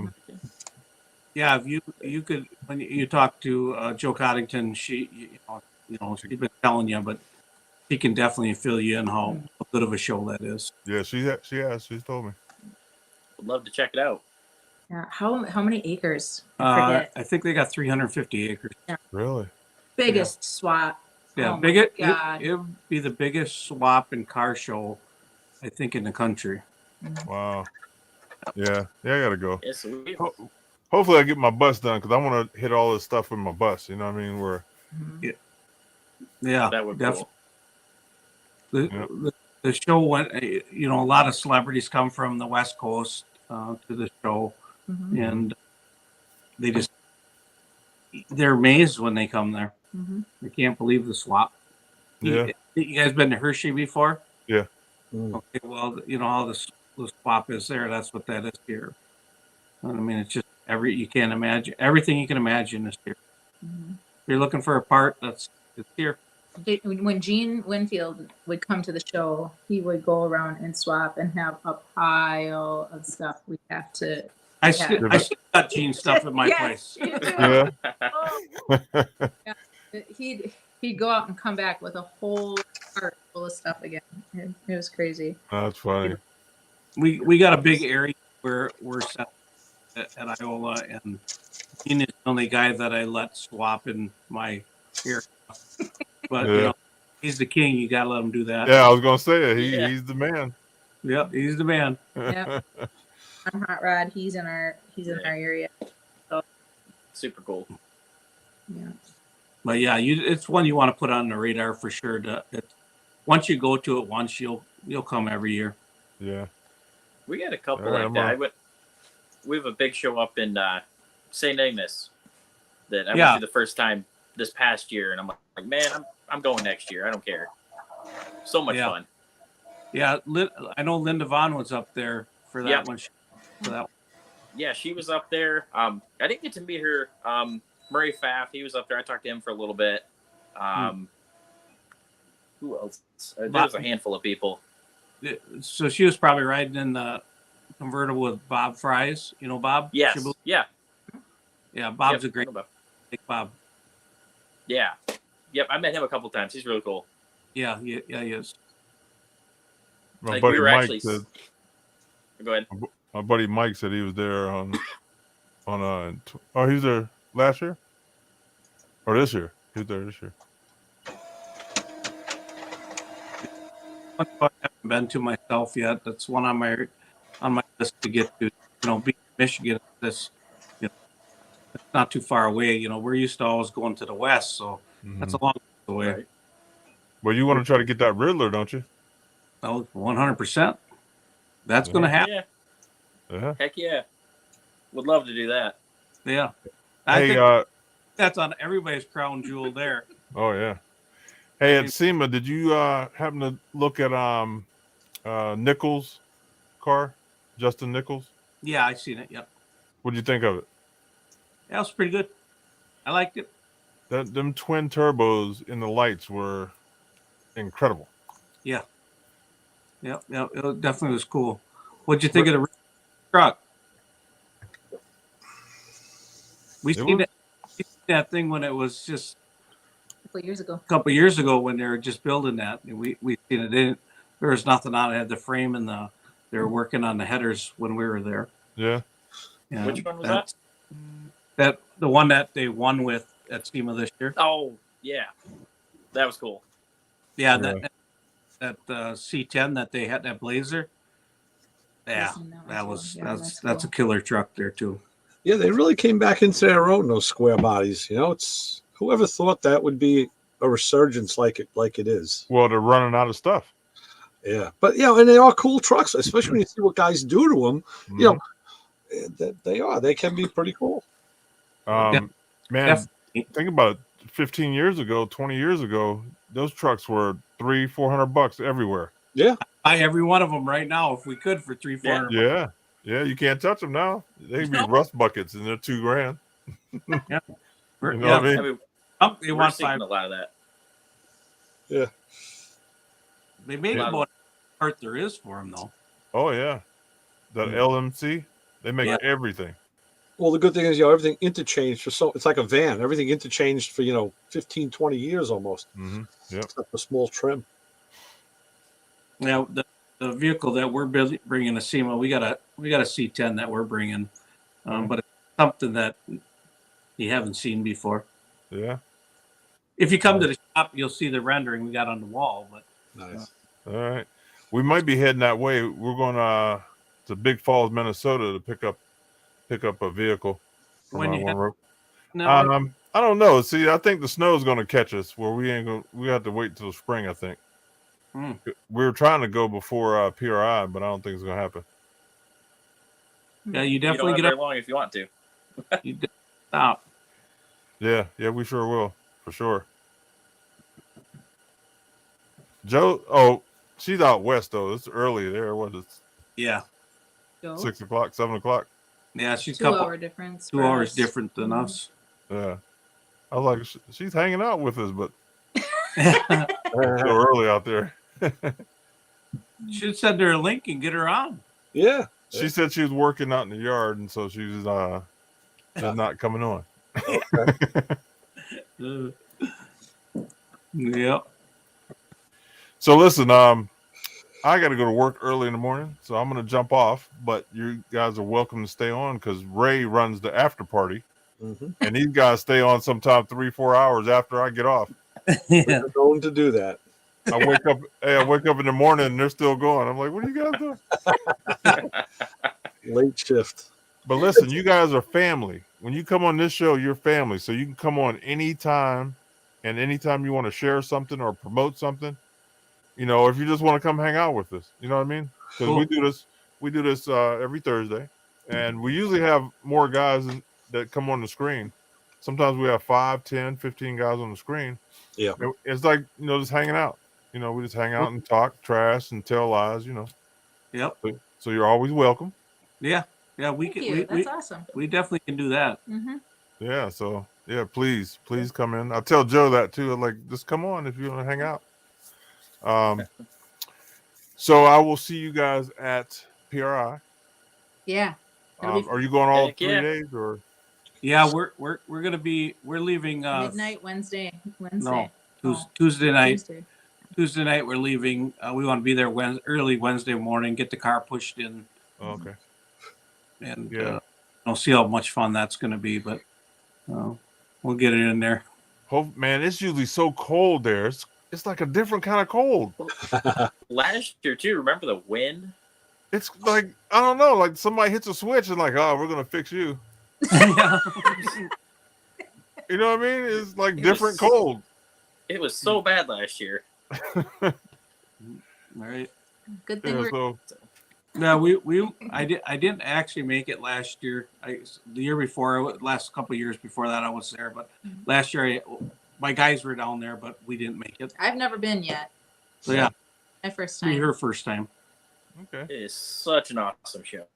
Oh, Yeah, it is. I'm looking forward to it. We have, I think, 13 people going. Nice. Yeah. Oh yeah, nice. probably we got probably 10, 13. Well, we're right in that area too that we'll have down there. So we'll have a lot of fun. Well, let us know where you're going to eat and stuff because we like to taste food everywhere. Yeah. Yeah. There's a burger joint that we went to I'm looking forward to this down one. there, and I just can't remember the name of it. Joe I'm Opperman, interested. he knows the name, but all the stuff is like heavy metal bands. The burgers are called, Oh, cool. and Okay. it's pretty dark, goth Goth banger. Yeah. I'm tasting a 5-finger death punch burger right now. So Yeah. I'm Hey, there. so We, you can't see the hair in it. It's dark, lights down. yeah, something like that. that's We ended up at a really cool blues place last year. Oh, that'd be cool. What was it? The Slippery Noodle. I think Wow. it's like the oldest bar in the state or something like that. It's actually a pretty neat deal. Where was that? Right in Indy somewhere. I'm not exactly sure. It was a walking distance from the convention center. Oh, that's cool. We'll have to check that out too. A blues bar, you said? Yeah. I It's think weird that 'cause was. it's almost like two different bars. There was a big area in the one, they had a stage and everything, and then the middle's like an arcade. They have like pinball and stuff. And then another bar at the other end. Yeah, I was there. Okay. Yep. Yeah, that was super cool. They had a couple really cool bands. Yeah, it definitely was. It's kind of weird setup though. A little bit. Yeah. Sounds interesting. Mhm. Well, I'm willing to go if you guys are willing to have me. Yeah. Yeah. Yeah, we'll be there. Anytime, man. We'll Yeah, definitely. Yeah, we'll make plans and meet up. It'll be fun. So you Sounds save your good. Muddy Waters t-shirt for that bar and you wear the Guar shirt at the other bar. Yeah. Right? All right. Hey, I'm feeling it. I'm feeling it. Ray, why don't you go? I should. You're right. I should. Yes, you need to. Yeah, Yeah, I do. I really do. we'll kidnap Look, you. see, what's nice about this one, it's a cheap trip. You know what I mean? Because it's close to me. It's like 5 hours. Yeah. For you, it'd be, a little more, but Yeah. Not much. We're about 6.5 hours. Mm. yeah. So right from my doorstep. I'm about 4 hours to Gary, Indiana. So Okay. Indianapolis is a beautiful town. Really is. Yeah. Sure is a boring drive there, though. Yeah, yeah. Well, let me tell you a story. I went on a rally race from Detroit to there, and how many hours do you think it is, Justin? From Detroit. from Detroit to down there. Yeah, it's I probably don't know. 3.5. Yeah, maybe. Yeah, Well, 3.5-ish. me and the hot boys made it down there in like 2. Yeah. We were 150 miles an hour all the way down there, right? That And wasn't boring. It wasn't boring. We were rolling. You're awake. Yeah, it was Lamborghinis, Ferraris, all the big boys. You know, we were riding pretty tough, and then we get to Indiana, and they got signs up saying if you get caught going over, I think 60 miles an hour over the speed limit, you go straight to jail. No ticket, straight to jail. So we had a guy way ahead of us with walkie-talkies, you know, making sure no cops were ahead of us. But yeah, we were getting it. Yeah. Crazy. No, that's too fast for me. I was with a guy with Aston Martin, and when I tell you we were going 150 miles an hour and it didn't even sway, it was like we were doing 50. Oh, God. Beautiful car. Yep. You know that's a good car. Oh yeah, yeah. You that's a dangerous car because you're riding so smooth you don't realize you're going that fast. Yeah. Yeah. Oh yeah. Yep. Yep. All right, I had to go to bed. I got to be an adult. All right. Yeah. Well, somebody do it. See you, man. Hey, have fun on the after show, and thanks for coming on, guys. Appreciate you, and I'll see you in a couple or next week. Yeah, Yep. next week. Yeah. I'll be back. All right, sounds good. Later. All right, Lewis. So long. Yeah, we're probably gonna Head to bed too. We got a long day. We had a long day here today, and Yeah. we got a long day tomorrow. Well, thanks for coming on. We appreciate you coming. Yeah. It was great talking to you, and I'm really digging that Pontiac. I'll follow you, and best of luck with the Southeast guys. I know it's a tough crowd, but it's a fair crowd. It's a good crowd, and you're gonna work in. You're gonna mesh just fine. Yeah, we're very excited to race with them guys. So yeah. Like I said, we're still gonna race with our Bruce City Gasser guys. They're a family. Yeah, they're a family for Oh, sure. racing with them guys. But we got to venture out, and you can't be the best unless you race the best. So that's You got to see what's on the other side. It's good to just get that experience. Yep. I agree. Oh yeah. That's great. so. Excellent. Well, best of luck, and we'll talk to you again soon. Yeah. Okay, Awesome to meet you guys. Talking. We'll see you at PRI. Yeah. Burgers and Blues. It was a good Justin, time. It was a good time. We stumbled upon that place. well, that's the Just- way you find the best places, right? Yeah, literally walking from the parking lot. Like, what's that over there? Sure enough. Yeah. I was I don't know if you've seen one of these before. Yes, I saw that. I noticed you earlier holding that. I tell you, Brian said I sent him a picture of me drinking out of it. He says, "Yeah, I had my coffee out of it today." He says, "That handle, though," he goes, "I think it's going to be a shelf piece. I'm going to put it on the shelf." I said, "Grabbing this thing, it's kind of like grabbing a shifter. It's like it's massive. So, I mean, I got a fairly big hand, so I can grab it, but it's not for the faint of heart or small of hand. I'll tell you that much." That's a serious mug. It is. I saw that, so I was like, man, that's pretty cool. You posted it online the other day. Did he? I was like, yeah, that's neat. Oh, I put a post up the other Yeah. day. Yeah. Okay, yeah. I on my I got Brian sent me I got a box. I'm like, "Hey, Matco box." I'm thinking I think the box should be a little bigger, but he packs stuff really cool. Brian puts stuff inside other boxes, and that's cool. And it was a lot of this stuff, and I had made a list. Actually, I made a list of all the stuff that I pretty sure that I ordered. So I said to me, Brian, I said, "I guess that's box 1, huh?" He says, "Yeah, you got another one coming." But I tell you something, I bought that brake flaring tool. Yeah. That one we were talking about a month ago to do. And I went right out in the garage the next day. I grabbed a piece of brake line and I just ran it through. And let me tell you, it made, I didn't get to annotate it, but what I put a picture of is it was a piece of silver tube.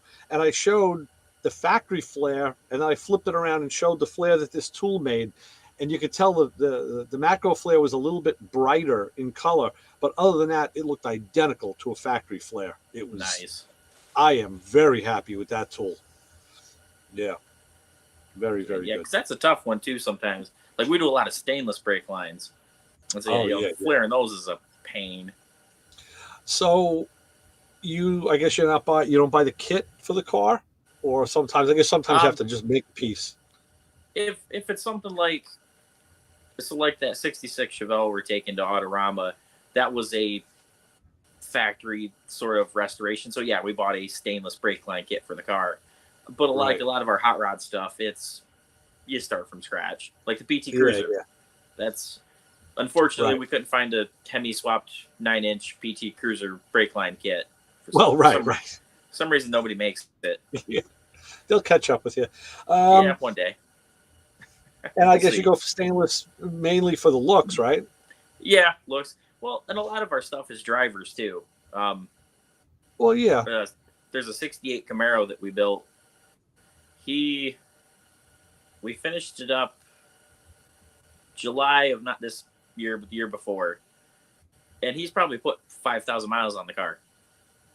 He drives it everywhere. Yeah. So, I mean, the cars are getting used. We want to make sure our stuff holds up. So, and I mean, it looks nice. Yeah, I know the stuff that I work on. A lot of it, I'll use the. I had a piece fit up here, that Cooper nickel stuff, the copper. Oh yeah. Copper brass. Because it's so easy to. I guess I must have brought that outside because it's so easy to work on. But then otherwise, when I go to the parts house. Here's Isaac. Hey guys. Isaac, how are you? The other one I used, Justin, and I saw. You know why? I was at an AutoZone. Yeah, and I had to go behind it. I was looking for a fitting. I needed a union.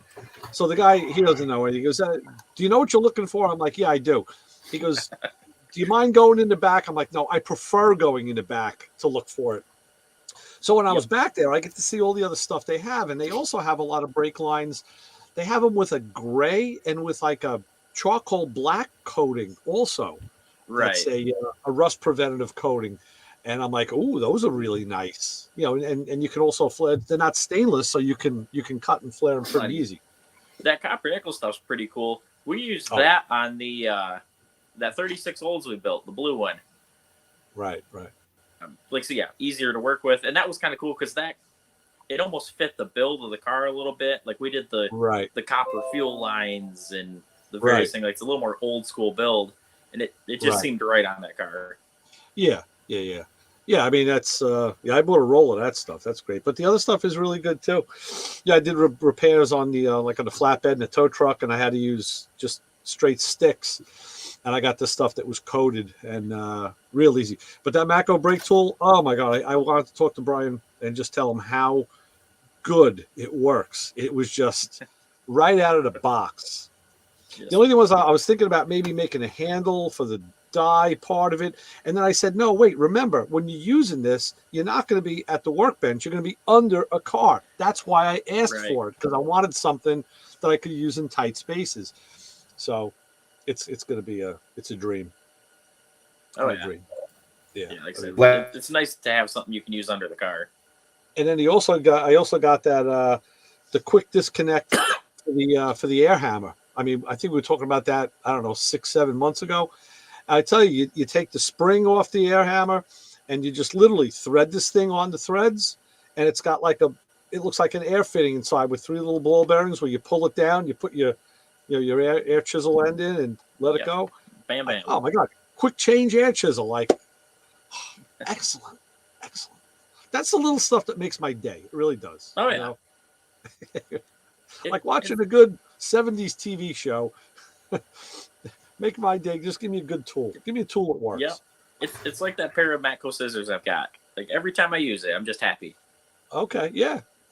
They work phenomenally. Absolutely. And I think everybody in our shop has a pair.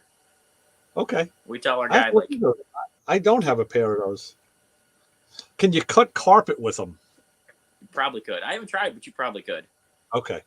Because that's good to have a nice pair of scissors. You can cut a piece of carpet. Like sometimes you're doing some interior stuff, and that's cool. Nice. All good.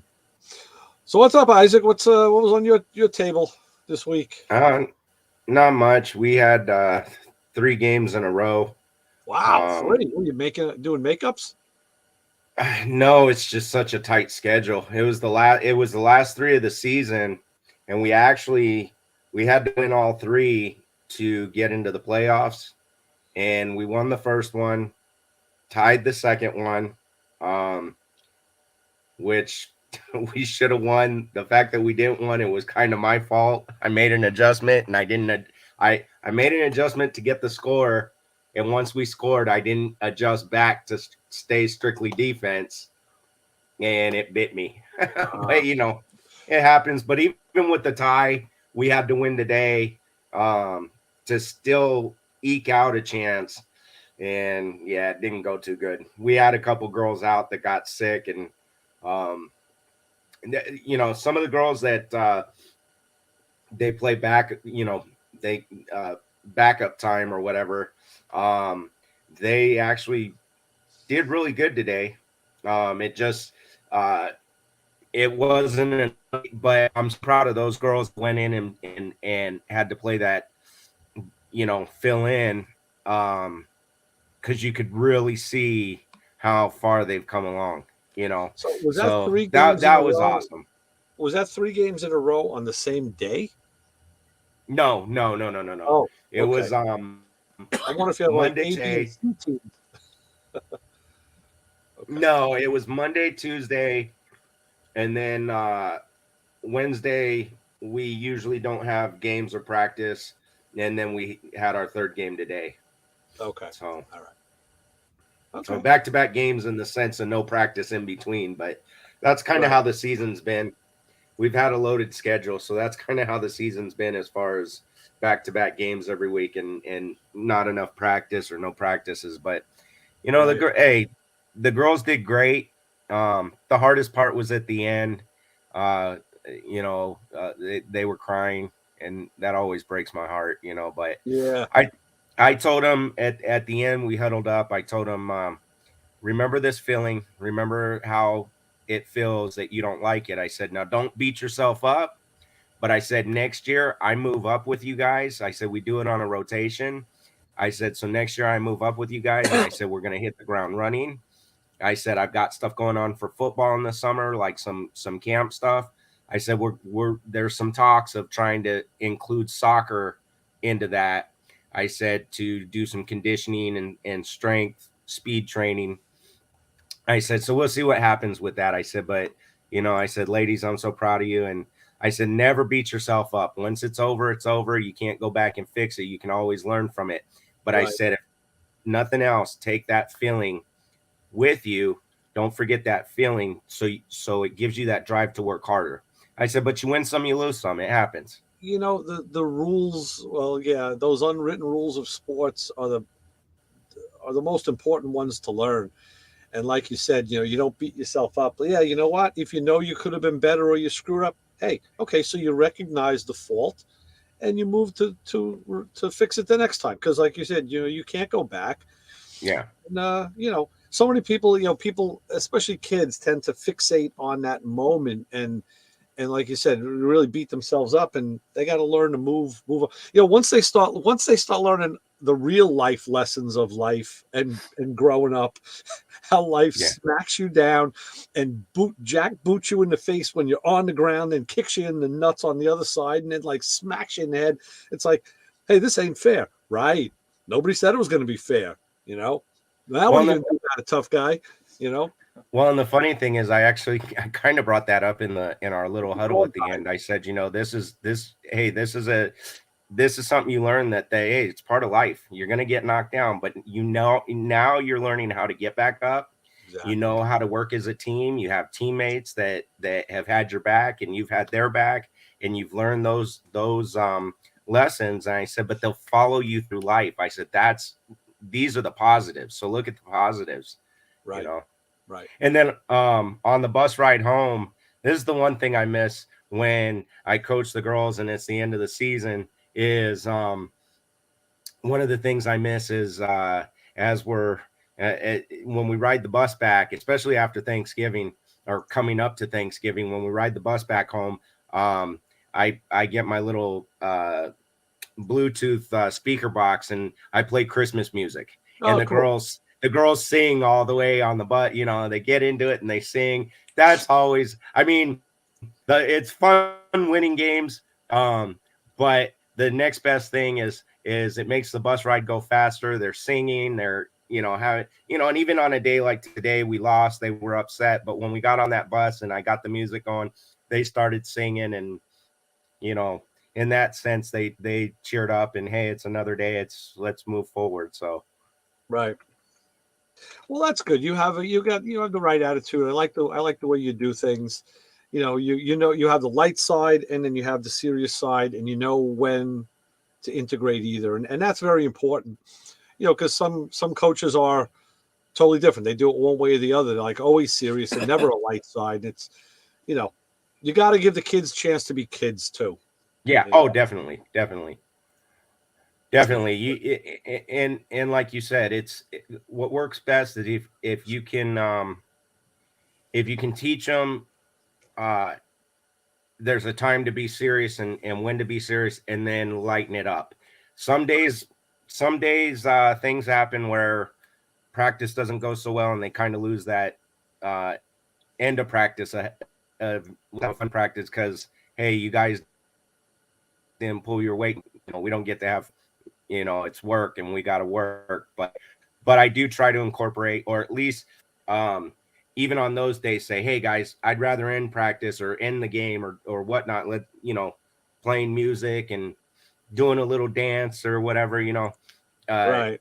because you always you want to have fun. It's not worth doing if you're not having fun. I mean, there's some seriousness to it, but even your pro athletes, they know, like the good ones, they know when to separate and have some fun, you know, but still take the game serious and you know, get to work practice wise or whatnot.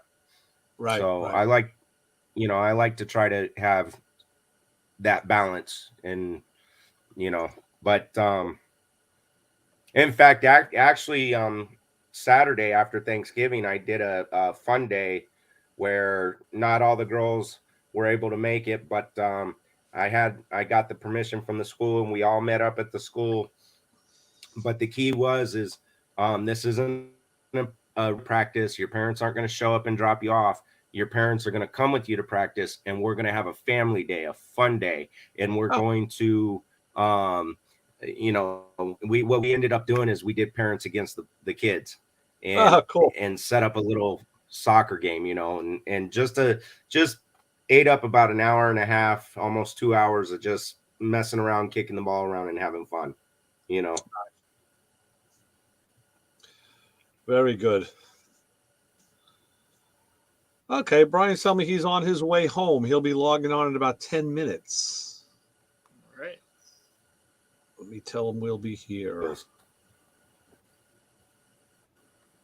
Tell him thanks for the heads up. Yeah. Thanks for the warning. We're leaving. Get the hell out of here. So Isaac, how was Thanksgiving? I know you had to go to the family's house and do the you had to. Well, we didn't get to shoot pool, so No, I was bummed out about that. But no, we didn't Okay. shoot pool. But no, it was fun. I made sweet potatoes for the first time from scratch, and really? I found a recipe, and I was gonna post it and take a picture of it and send it, and I was trying to get it together and make sure I got it all right and everything. I found a video that had the recipe and directions, and they came really, really good. And when I tested them, they were so good. I was like, yeah, it's time. And then we dug into them, and then I was like, sir. How did you make them? Oh, gratin. We have sweet No, I'm potatoes just kidding. all the time. A lot A lot Or I of was times my gonna wife just takes them, puts them in aluminum foil, throws it in the microwave, like a baked potato, and then you just cut it and put butter, and I put butter and salt and pepper on it. But a lot, they will take it sometimes and mash them, mash sweet potatoes. We make sweet potato fries. I mean, any way is good. Yeah, it's all good. I've seen those. So what I did was I sliced them up, I put them in a pan, and I got an aluminum cooking pan. Since we had to take it out with family, it was easier, and that way too, it was nice and deep, so I could get a lot for everybody. What I did was I mixed up brown sugar, butter. Yeah, man. Gosh, what You're else? talking. Oh, cinnamon, allspice, and I mixed that all up together. The recipe, it showed the lady used corn syrup, but I didn't want to make it too sweet, so I did water, but the water made it too thin, so I used cornstarch to thicken it up, which Okay. it came out perfect that way. And then I poured all this sauce on top of it and put it in the oven and cooked it in the oven. And the other thing I did was I had a bag of pecans, and I took that and I put it in a smaller bag, and I smashed them up to where it wasn't powdery, but it was like little chunks, little little pieces. And I put that over the top. I mixed it in the sauce a little bit, and then I put it all together and put it in the oven, and it was perfect. It was not too sweet, and it just right on the the spices and stuff too. Nice. So Oh yeah, as you guys saw, I put up some food pictures too. I said, you know what the hell? Put up the food stuff. Yeah, my wife and I made the Italian wedding soup and the rice balls were kicking our ass. We've made those a number of times, and everybody told me who makes them, it's pretty hard. You will fail a number of times before you get it right. Then you just figure out, you get it right, and then now you're set. And this was the one that worked. And the rice was the big thing. We had to use that arroyo rice, I think it was, or arborio rice, because it's kind of starchy and it holds them together. But yeah, they were good, boy. That's a meal in itself. That's an Italian staple. That's a lot of fun. It looked good. It looked really good. It was. Yeah. That was definitely nice. So yeah. So Justin, boop. There he is. What are you doing, Justin? I'm apparently losing connection or something. Playing Bewitched. You're blinking out. You're blinking back in. I don't know what's going on. All right. And my computer was acting funny too. I had to get the other laptop because I texted Ray that I was on my way, and that I was still driving home. And I got home. I set up the computer I usually am on, and it just froze, and it was taking forever. And then I started looking at it, and it was trying to force an update. That's what I hate with this new Windows 10 or whatever. So I set that on the update, and I pulled my other one down, and I was like, well, this one's got more stuff on it. It runs a little bit slower, but I was like, let's see if I can get it going. And this one actually started out a little bit slow, and I was like, don't tell me this one's gonna force an update. And but then I was able to get on. But right, nice. Yeah, as long as it works. It's hard to tell sometimes. Yeah, it happened to me a few weeks ago in the studio. I set up. I have a Zoom meeting so I can see my co-host Chris, and I'm firing this thing up literally minutes before I'm going live, because there's another guy using that computer to pull up Spotify files and all. And I open it up. I have Zoom on one computer. I have to open the meeting. Then I join it on the next one where he joins. And as soon as I put the information in, it said it needed to update. Zoom needed to update. And I'm like, no. So I was trying to ignore it and say no, and it wouldn't let me not do it. It forced it. And I was like, you rotten son of a bitch. The thing updated, and then we had trouble for like the first 10 minutes of the show. Then I couldn't see him at all. It was a whole thing. But Yeah, I hate those. I hate when it forces an update because you could be doing something that's important, and you know Yeah. you can't you can't. Right. But apparently they don't care. You know, it's Nope. their world, and we're just living in it. That's how it Mm-mm. goes. Yeah. So whatever. So how was your Thanksgiving, Justin? Was yours quieter and more subdued? Not particularly. We went up with we stayed with my wife's sister. So our kids and our niece there, and have a few family members come over. It was nice. Okay. You know, All right. so it's tough with how things work because my family and her family live in pretty different areas. So Yeah, it's tough to do anything almost combined anymore. right. Yeah, that's what happens. You know, as you know, people move around, do things. It's the dynamic changes. Yeah, tough. It was good though.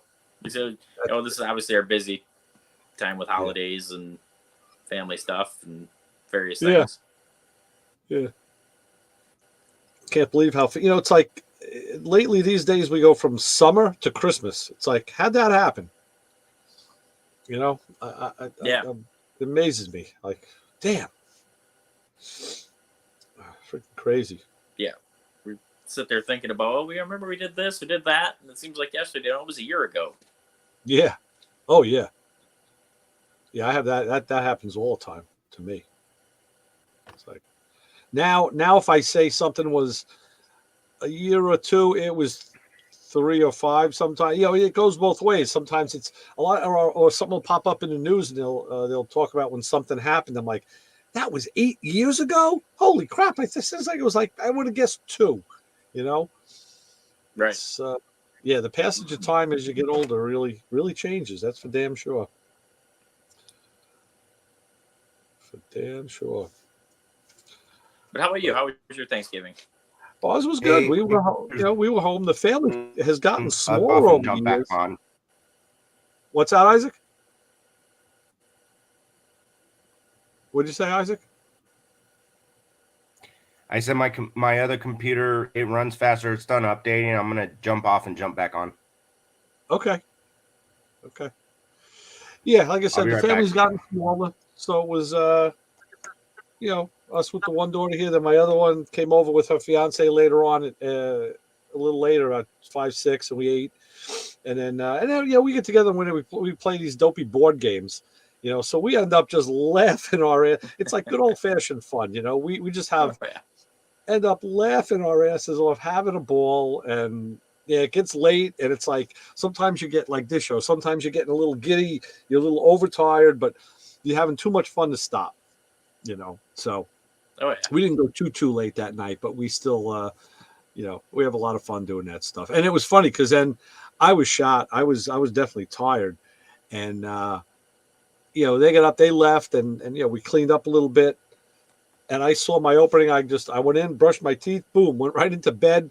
And next thing I was like, my wife says, "Where the hell did you go?" She goes, "I was looking for you. I thought you were in the den on your chair." She goes, "I thought you were downstairs on the computer." She goes, "Then I found out you were in bed already." She goes, "You were snoring by the time I came in." I was like, "Yeah, I was tired." I said, I just had to hit the bricks, man. I was done. Got to do it sometimes. Yeah, I did. I definitely did. So, yeah, that was cool. I heard another poop. There he is. All right. Oh, there. There he is. Woo! Well. Look what the cat dragged in. Yeah, you got that right. You're not collecting money or shooting pool for money. No, I do something that I do every night, and that's turn the tool truck around in the driveway. Uh-huh. And I noticed that I was a little bit closer to one side than normal. Right. And I kind of looked around and realized I was laying up against the side of my daughter's car. Uh-oh. So I said, okay, well, just you got to pull out a little further because, when you turn, you got that 18 feet hanging off the back there, and Yeah. I pulled up and I lost it in my mirror and I thought I had cleared. And when I turned, I grabbed the fender and put a hole in the door. Oh, geez. I mean, put a hole in the tire. Oh, another tire problem. Geez. Another tire. That's typical me. So better than a door. Yeah. So, I pulled the tire off, put the spare on, and I threw it in the truck. And I text my buddy that, he's the emergency contact for all the girls. If they have a problem, take it to Pete, and Pete, I'll deal with Pete later. Take care. That's the go-to guy. Right. So I texted him and said, "Hey, do you have this size tire? I kind of fucked up. Can I drop it off in the morning? And, I'll put it on, when I get home." And he's like, "Look, dude, I'm still at work if you want to come by." Wow. So I jumped in the car and went down. And, of course, you get there and, needed an oil change, wiper blades, so I went through and just did got the car ready, and he only had one tire. I needed to put one more on the front. Okay. So I did all that, and now I'm like, got that out of my hair because, man, it would have been a cluster. Out of your hair and out of your wallet. Yeah, well, yeah. But like I said, we got that running tab with the tool bill with Pete. So, it kind of all works out for everybody. Okay. Good. So I tell you, what a hell of a day. I tell you. Man, so I did put a white stripe, and it's a little wrinkled, but I laid that truck right. I mean, I couldn't get no closer, dude. I was right up on that thing. You were kind of occupying the same space. There is no closer. Yeah. So, and the bottom of the lift gate is, like 3/4 inch steel I-beam framing, and that thing just right across the face of the tire, and it just, I could hear it leaking, and I was like, man, this is no good. Better across the face of the tire than the door skin or the quarter panel. Yeah. It left a little wrinkle on the fender. Yeah. But it irks me that I do it every night. I mean, it's just one of those things. It's, I'll tell you something, Brian.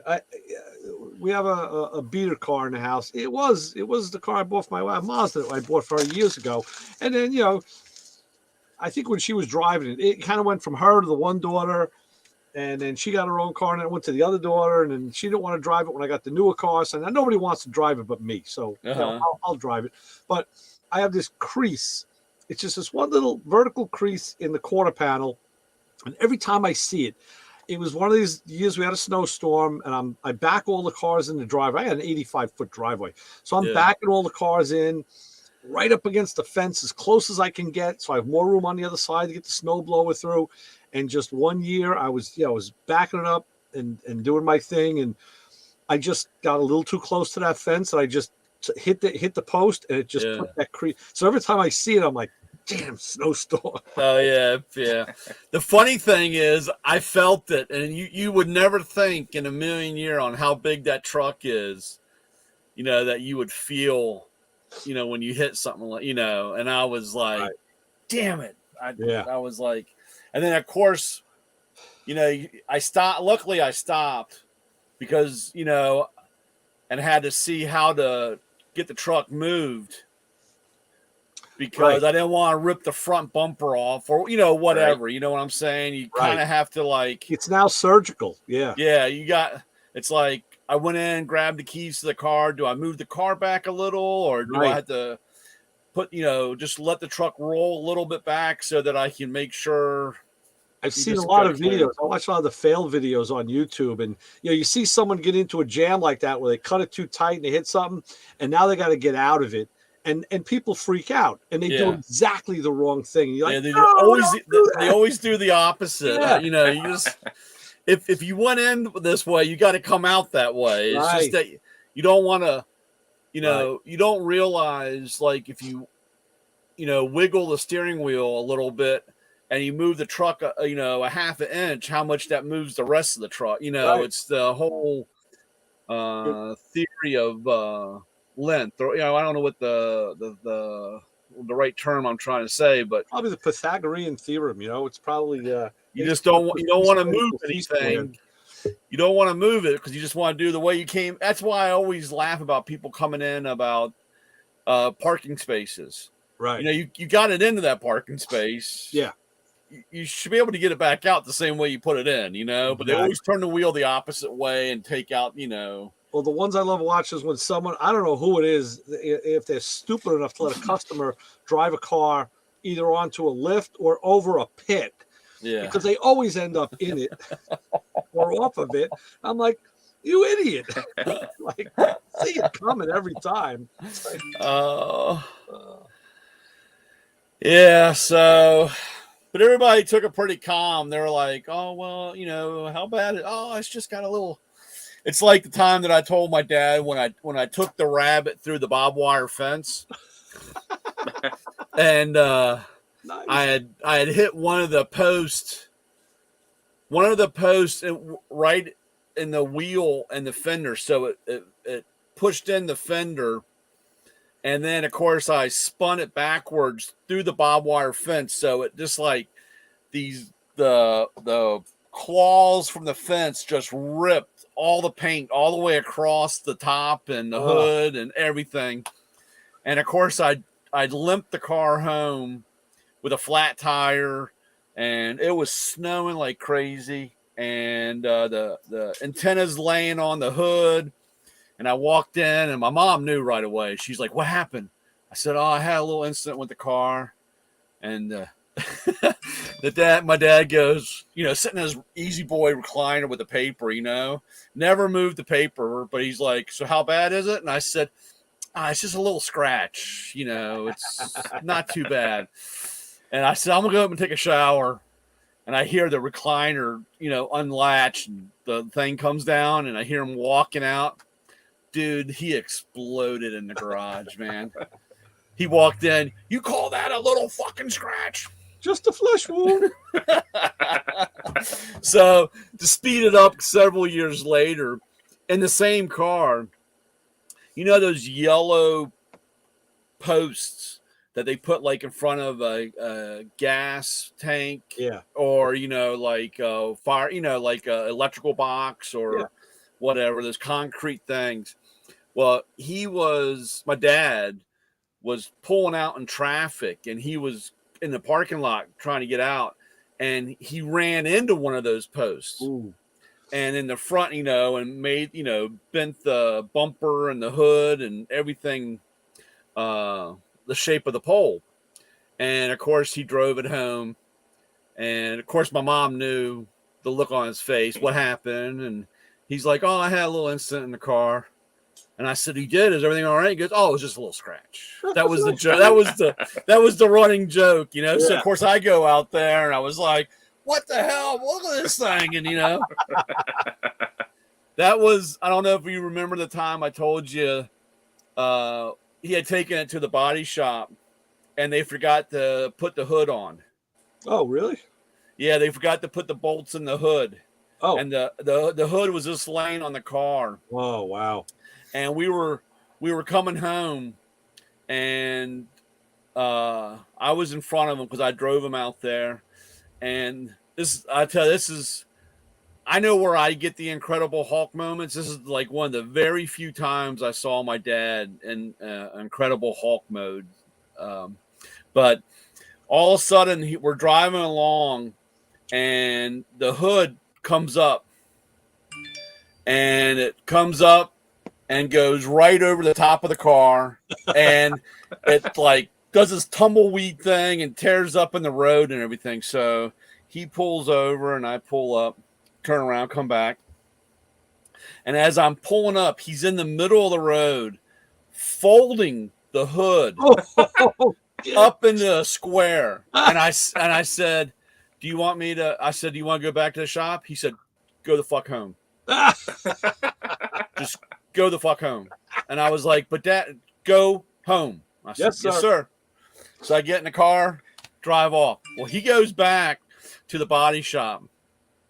Well, I get home, and my mom goes, "Where's your father?" And I said, "Well, there was a little incident, and I left him on the road." It's just a scratch. It's just a scratch. Yeah, it's a scratch. She goes, "You left him?" I said, "Yeah, I left. He told me to go home, and he was folding the hood up into a little square." And she was like, "You left?" I said, "I just left him." Yeah. And I mean, this is like, this is like 20 miles from the house. I mean, this isn't like just right around the corner. I mean, this body shop was, away. So as the day goes on and end the evening, all of a sudden here comes Dad walking through the door. Not, what's for dinner? Blah, blah, blah, da, da, da, And I was like, where's the car? And he goes, I left it at the body shop. And I said, you walked? I said, you didn't cry? He goes, I just needed to, unwind. But it was amazing watching him take that hood. It was a 79 Rabbit, and he took that, he folded that hood up to fit in the back seat. Oh, God. Of the car. And he was fit, man. I could only imagine knowing that the apple doesn't fall far from the tree and how I would have handled it. I'm sure he did the same way. I could imagine walking into the shop with the hood under my arm and dropping it off on the front counter and asking them, if they could please put the bolts back in. Can or you something. buff this out, please? Yeah. It's got a scratch. But that was so funny because that is funny. That was a 79 Rabbit. It was one of the last German Rabbits to make it over before they were made here in the United States or assembled here in the United States. So the reason why they had that problem was because they used the U.S. hood and it wouldn't fit. It didn't fit right. They were trying to. They had to oblong the holes out a little bit so it would all, bolt on and everything because it was just a tad difference between the U.S. and we had the German cars had the round headlights like the 6014s and the U.S. cars had the square headlights. That's how you could tell the difference. Right. So, but needless to say, I did a little body work by Brian with the tool truck. Yeah. If you need free help, I do it for free. Just bring it on by. And that's cool. Yeah. I can put white stripes on your car, any color. Now you know why everybody stops and looks in your driveway. They want to see what the latest thing is going to be. Hey, what's the? It was funny. I was helping my friend Paul with his GTX a few weeks ago. I talked about it on the show. I was putting his axles in and he built a nice new big garage and like he ceramic coated the floor and put the Mopar emblem in the ceramic coat. Beautiful. Really? Yeah, it's real nice. Yeah, that's what I want to do tomorrow. Side street and his driveway, it's wide, but it's only maybe, I guess, a car's length, maybe 15 feet long, and then there's a street. So, I walked in the garage and he has the door come down like halfway. I'm like, "What are you doing? It's a beautiful day, isn't it?" I don't know. He goes, "You don't understand." He goes, "Anybody who drives by here just stops and looks. They're looking." I'm like, "Well, yeah, they're doing exactly what you or I would do when we go by a garage that's open." Yeah. He goes, "Yeah, well, I don't want them seeing." So I said, Brian has that problem too down in Maryland. Yeah. Anytime I do anything, I wish I had a garage door on the back. I keep saying I want to put one in so that I can, because when I'm working in the garage, and I like having the door open. I don't. Sure. I feel contained or claustrophobic, especially if you. Of course, like I said, it's getting better, but it's not there yet. But like I said, the stuff that I have on wheels has to go someplace, and right. It goes out front. Same thing happens to me. My garage, it's in the back, but usually when I'm in there, the door is wide open. But if I have to work in there in the winter, I'm closing the door, and I feel closed in. Yeah, I really do. So yeah. whatever. I got one of those magnetic screen things. Oh yeah. That so because that's the only other thing is that when you have it open in the evening, you get a little bit of get all the bugs from the light. Right. But I got one of those screen things, and it actually works really good. I really like it. Okay. Good. So that's cool. But I was telling Justin before we were talking about the that brake flaring tool. Let me tell you, man. I went out. I was telling Justin I went out there the next day and took a piece of some scrap. Justin, I'm catching Brian up on the brake flaring tool. I took a couple of pieces of scrap lines, and what a beautiful double flare that thing makes. Yep, it's a really nice tool. And I had a piece. I posted the pictures up, and one of them was a silver line, and I actually showed the factory flare plus then the made flare.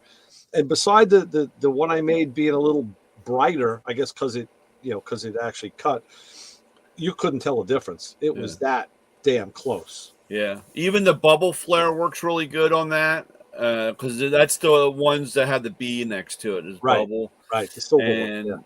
the silver ones, and but that is a really nice kit.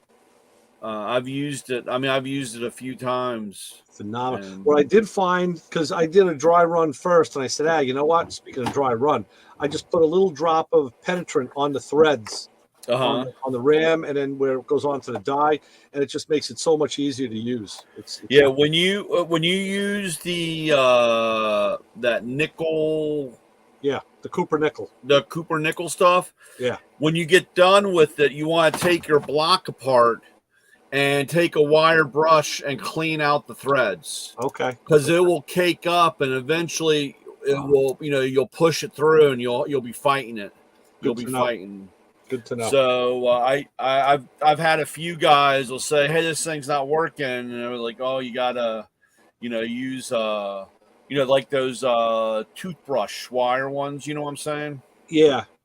And in typical Matco fashion, I found that I want to put a wrench on maybe on the body of the I forget what they call the piece, and then a wrench on the end. So those are American sizes. It was like 7/8 and 9/16, but the Allen screws were best with a 5mm Allen. Yeah. Like, what the fuck? What are we, like 80s GM? We're gonna mix metric and American here? What's going on?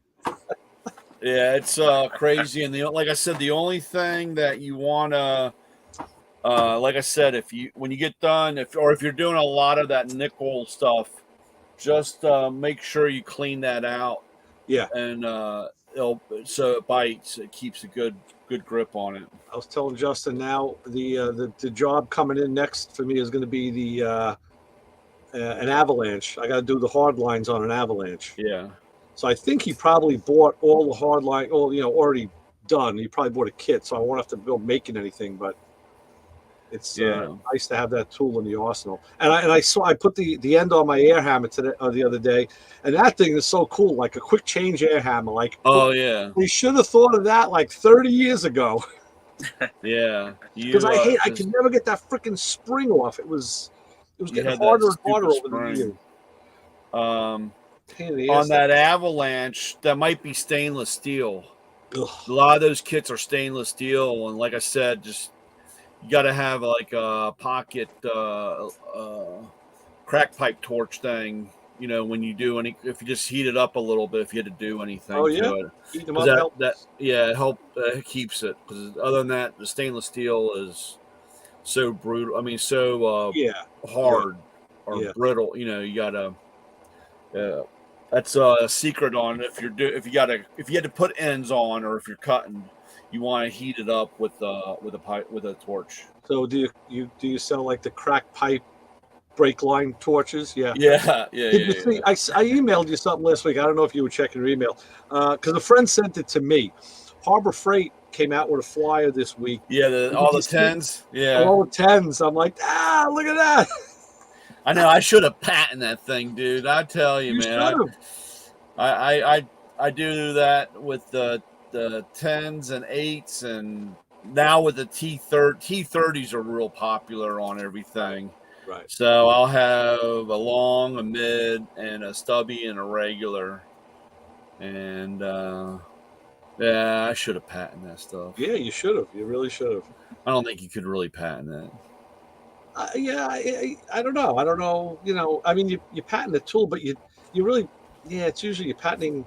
I was gonna say an idea, but that's an idea, but it's based on another. I don't know. You have to. I don't know. I don't know, but yeah. Very. And then of course, we were talking about the beast in the room. This fucking thing is ridiculous. My wife is like, I hope you plan on putting pens or tools in that thing. She goes, I got no more room in the cat. Now all the girls, they bring out, I don't know what it is. They get these Christmas cups that are just the most giant size cup. And my daughter, if she has like a regular cup with coffee in it, 3 PM, she still has coffee in there. yeah. She never finishes it. I'm the only one that ever finishes it. And I'm like, you got these mugs in there that are gigantic. Like, what are you doing? I'm like, I know. This thing is ridiculous. We're not going to put it in the cabinet. I'll put it somewhere. I'll leave it on the counter. I'll put it somewhere else. But notwithstanding. It was funny. It was funny because I didn't order them. They sent them. That was part of we have a new product pipeline. Yeah. So they send us, and sometimes it's really good, but sometimes it's something like that, and I'm like, dude, why are you sending me, these ones? And I got to tell you too, even with the cereal / ice cream bowls, right? Yeah. My wife's looking at those. She goes, "What are you going to do with those?" I was like, "Well, cereal or ice cream." She goes, "You never eat that much cereal." I said, "No, I'll have 3 regular bowls of cereal." So I said, "And I can eat that much ice cream." She goes, "They're not going to fit in the cabinet." She goes, "I'll have to use them like pasta bowls or something." I'm like, "Okay, as long as we use them, I don't care what we use them for. It's fine by me.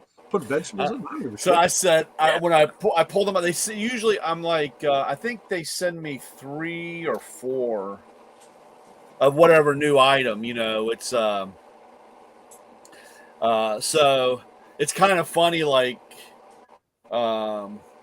sometimes it's good because, the older guy, me being the older guy, we don't see new stuff, or, we kind of order the same old stuff and get something new on the truck, and sometimes it works, especially, but there's always tons of lights, in this product line, there's always lights, Oh, sure, so, there's always a new light, but those came, and I said, I want to send one to Ray because you got the right test bed.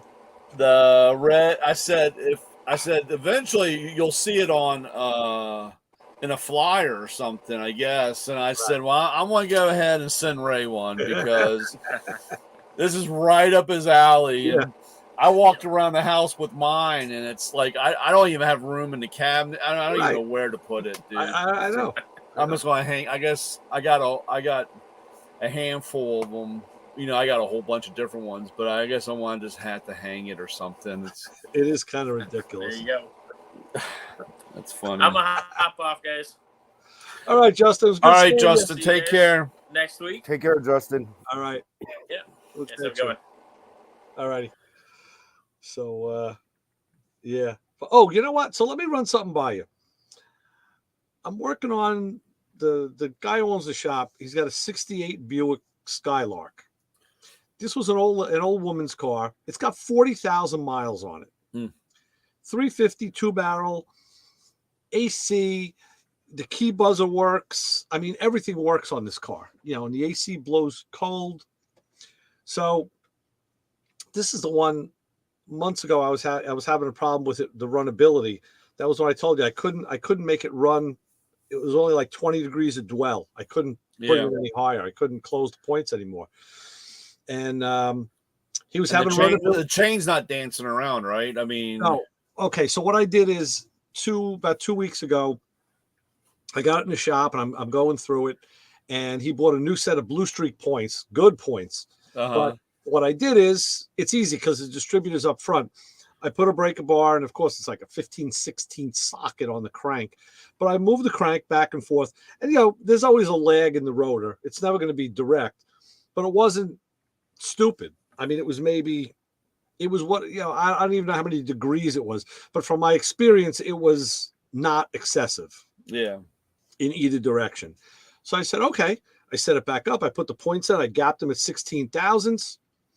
I put a condenser in that I actually had here in stock.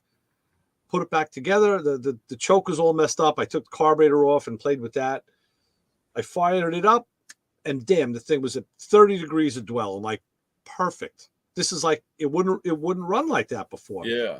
I checked the timing. It was a little retarded, so I advance it. It runs at top dead center, and the car's running great. So I said, okay, that hurdle's done. Then he's telling me, all right, I want you to look at, he goes, all of a sudden the dome light won't go off, and the blower motor, the heater fuse is blown. I'm like, well, I said, those two circuits are separate circuits. And if you're telling me one is affecting the other, we got a short somewhere. Yeah. And I can't imagine where, because they're separate. One goes one way, the other goes the other way. Right. So somehow I got the dome light working. The problem with the heater is this, and it's a very simple circuit. This car has a thumb wheel switch for the blower. If you bring it up to low, medium, high, you'll get blower. You put it up to max, and the fuse blows. Oh. So I started checking. First they him and everybody else was saying, well, it's the resistor. I'm like, you know what? The resistors set up low, medium, and high because they drop the voltage to the motor. Right. Max is it bypasses the resistors. So I'm thinking maybe it's a bad motor. I mean, I can't even give you a linear description of what I did, because this happened over the course of days. I used a power probe, and I poked it to the motor, powered the motor up, and it ran. I'm like, okay, the motor's not frozen. It's not blowing the power probe fuse, but it's blowing a dash fuse. So I tried every rumination. I was trying to use it. I have a power probe short tester. First time I used it, and I don't know, I was getting conflicting information. It's showing me I have shorts all over the place, but yet I took the wiring harness and literally unwrapped. When you talked about that on the show, I wanted to call you and try to. It works really good, and it shouldn't be too much of a difficulty on that Buick, just because of the age, and it's not complex, right? Because on the short finder, you have to eliminate all of where it's connected from, because if it goes into a wiring harness and it splits off, then it will give you a runaround, because if you have to isolate it down to the one circuit. Well, that's kind of what was happening, because if you picture this from the fuse box, you come out to the bulkhead, and I actually pulled that connector off and gave it a good look. That harness wraps around the brake booster. It goes down the firewall. A couple of wires break out and go to the wiper, the washer and the wiper motor. Then, as it turns, the power wire for the motor breaks out and goes right to the blower motor, and then the harness breaks out and follows. It becomes the engine harness. So as soon as I hooked up to the fuse box, it showed me short. Okay.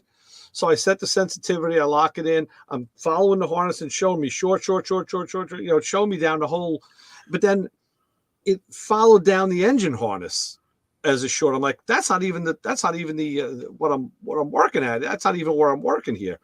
When I disconnected the blower motor pigtail, that showed being open like it should have. So I don't think I got the right information. But anyway, where I left it was, and then I told the guy at the shop yesterday, I said, when I'm here, my hands are working. When I go home, my brain starts working. And I said, I woke up last night and thought, you know what? I kept checking the operation with the blower motor in the circuit. What I should have done is disconnected it and stabbed the test light in the thing. And I actually measured it. I bought a Harbor Freight sold it. It's a Centec. It's a little ammeter. It's really just a box with a screen, and you plug it into the fuse box. So I had to make an adapter because this is the glass fuse box, and you put a blade fuse in the side. So you could read the current. And on low, I read like 2 amps. Medium, I read, I think, 4 or 5. On high, I read maybe 6 or 8 amps, well within the 25 amp fuse rating. Yeah. As soon as that's about right. That's about right number wise. Yeah. And as soon as you put it on max, boom, the fuse blows. So I'm like, okay. So I went yesterday and I put the test light into the fixture to see if it really was the motor. And the test light lit all the way up the chain, go to max, and the fuse blew. So I'm like, the only other thing in the circuit is the switch. Right. I mean, it's kind of hard to believe it, but the mechanical switch, I guess it could be grounding on the max position, and then But I'm saying, like, so I called the boss. I said, the switch isn't going to be easy to get out because there's AC ducts under the dash. I was thinking about taking the dash bezel out, and I was like, Mike, the problem is this is an obsolete part. If you find one, you're going to get some guy on eBay raping you for like $250 for the switch. What do you want me to do? And it was funny because I know he likes to have all the stuff working right. He goes, you got the 3 blower speeds working? I was like, yeah. He goes, I could do it. Put a piece of tape up there to let me remind me. He goes, because I'm not driving this thing every day and I'm not driving it in the snow. So I'm like, really? Is it that easy? I mean, I've been fighting with this thing for like 4 days. Is it really going to be that easy? I was like, oh, as much as I want to find the problem. Yeah. I don't know if you saw the other thing I posted. I've been doing a lot of more audio work, and I've been taking the potentiometers apart. Yeah. Because you have to. Yeah, that's how you got to get it. And it's funny because you see everybody else who was in there before just sprays shit out of it. So you can see that stuff built up everywhere except inside the pot, Yeah. So I literally unsoldered them from the board, took them apart, and cleaned them. And I said, that's what I do with that switch. I'll take the damn thing apart. I'm not afraid of that stuff at all. I'll do that. Yeah, we had something very simple on the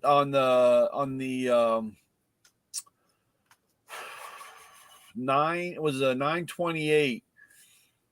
They had a rolling switch that you would go, and it was the same problem. If you rolled all the way up, on the wheel on the backside would ground out, and you would have a problem. And you could just, like I say, go all. That was for the instrument cluster lights. Oh yeah, like a dimmer. Okay, that's the only other thing this can be. It's the only other component in the circuit. It's a very simple circuit.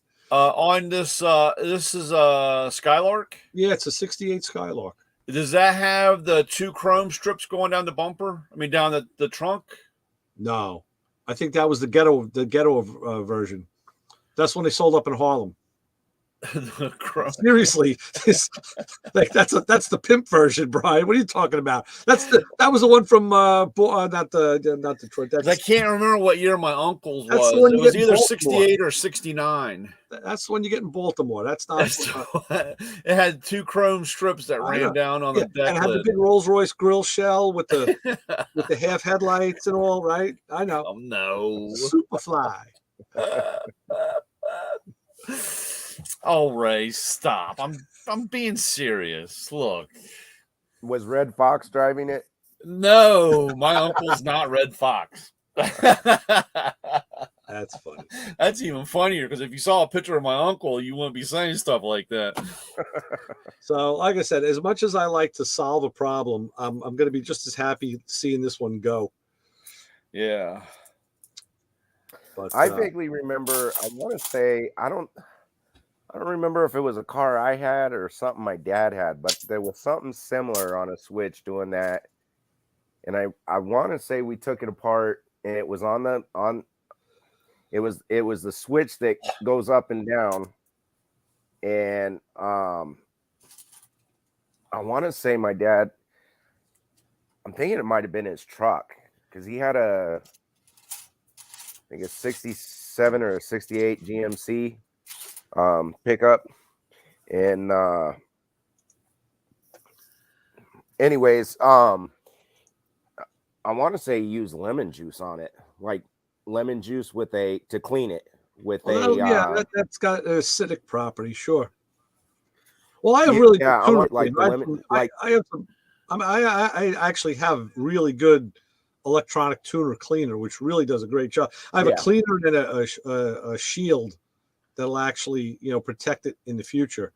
So that's not a problem. It's just a matter of, well, I was saying, like, getting at it. It's low in the dash. Let's see. I think. Let me see if I can share screen. Okay, that's the. Oh yeah. So this is the switch right over here. Yeah. Okay, and so down below here you got all the AC ducts, and this aftermarket radio is in here. I got to show you something funny about. But I was thinking about taking the whole plastic bezel out, maybe.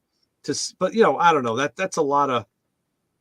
And this switch doesn't even feel clean. It's got it's kind of wonky in between the gates. It's like, it's not a smooth. It's not a smooth operator. Yeah, and I did spray it and all, but it was still So have you? Why the hell did that come up backwards?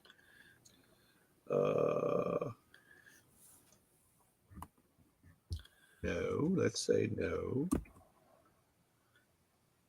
Cancel. Okay. This is pretty cool.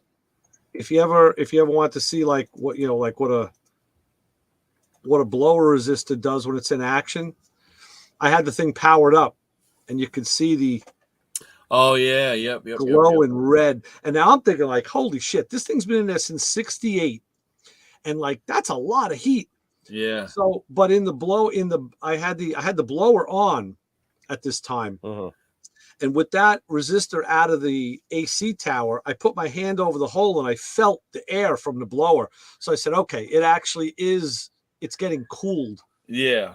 By the blower, but I never actually did that before to check it. Did you put your tongue on it? I didn't have to. Boy, I didn't have to. That's when you ask that question. Is it really that hot? Yeah. Right. That's I have a few customers like that. Is that really that hot? Right. Yeah, that's funny. Now I got to show you something else funny, because anybody who's ever done wiring will love this. That radio, they put it in the underdash housing, and then they ran a nice little ground out from it, and look how they attached the ground wire. The black thing you're looking at is the plastic AC duct. Yep. So they put it on top of the plastic duct. Thinking, I mean, I know technically it can ground through the threads of that screw. Right, into the dash. Somewhat, but really? I mean, really? This is the stuff that you find working on cars that you can't make up. It's like, who the hell, That's all. That is about that's close as I told you the time the guy told me his test light wasn't working. And so I said, I grabbed the test light, went over to the battery, and positive and negative, and the light lit up, and he goes, "Oh, it's working." And I said, "Well, show me what you did." And I said, "Where were you?" He goes, "I was in the car." And I said, "Oh, okay. Well, these new cars are all filled with plastic." Yeah. And I said, "Did you hook it to metal?" And he goes, "Yeah." And I said, "Well, show me." So he goes over, and he had a wrench laying on the floor of the car. And he hooks the test light to the wrench, and he went to touch on the thing.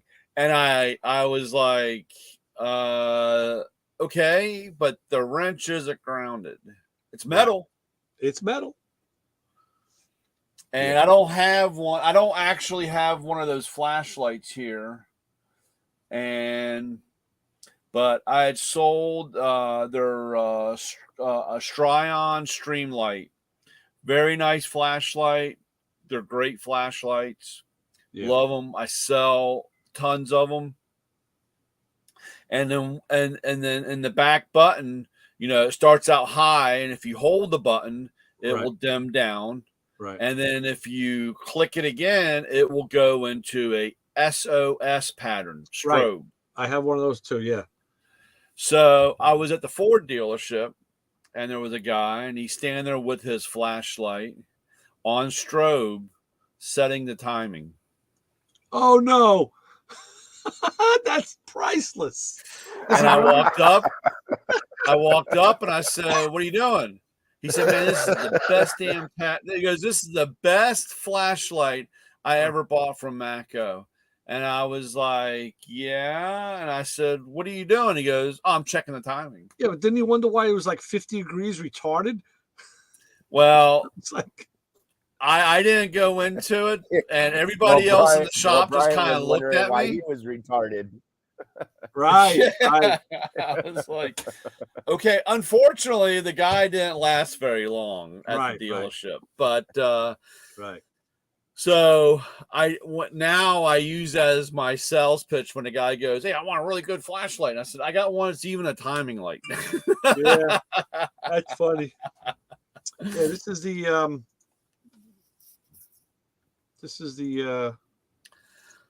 type of pots. Oh yeah. Now, I used to be able to let me see here if I can just click to the next picture. This is the tuner. Yeah. This is a really good tech spray. It's a blue foamy stuff. But yeah, now like some of this stuff has these old analog boards. Let me see. Why won't you?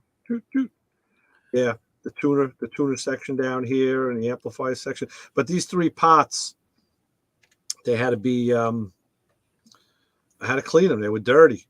Yeah. And now I lost my place here. There we go. So yeah, here's one of the pots taken apart. Wow. And that's what it looks like all apart. And yeah, just clean it up and put it back together, and away we go. Yeah, this is the bulkhead connector on the Buick. Yeah. I figured it would be a lot worse, but it wasn't too bad. No, it looks a little scaly down there in that corner, down by your thumb. Yeah, a little bit. I sprayed it and got in there as best I could. And when you put it back together, did you use any kind of like weather pack grease or the pack grease stuff? I use this or dielectric grease or something. I don't know if I have a picture of it here. Let me see. I use this cleaner. It's called Deoxit. Uh-huh. And the Deoxit stuff is it's two parts. There's a cleaner, and then there's like a preserver or whatever. Right. The shield, called the shield. And that works really, it doesn't leave a thick goopy coating. It just, especially if something's going to be closed up. Yeah, I've got some German stuff, and it looks really good. Look at that. This is next on the bench. There's that's an old speaker out of I had garbage picked these speakers a couple of years ago. They're old Allisons. Wow. It's these are. Now, why is it doing? Yeah, these are English speakers. So it's cool. There's a woofer on the top and some on the side. And but these speakers are just. So I have the foam. I already have those all stripped down. Yeah. Where are they? Today was phone backup day. So I take the pictures for the month. I copy them over to the computer. This way I have a backup. There we go. Yeah, look at that. So that's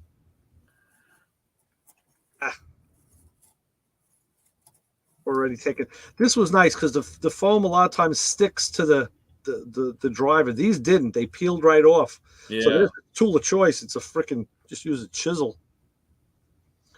You know, What's that I guess the cone, the inner cone, what's that of? Is that it's like a really fiber or? it's a really thick paper. Very thick, very robust. You know, it's not easy. Some speakers use Mylar. The newer ones will use like a plastic, but these are vintage 60s. You know, these are older. Yeah. I've got some speakers, and I want to.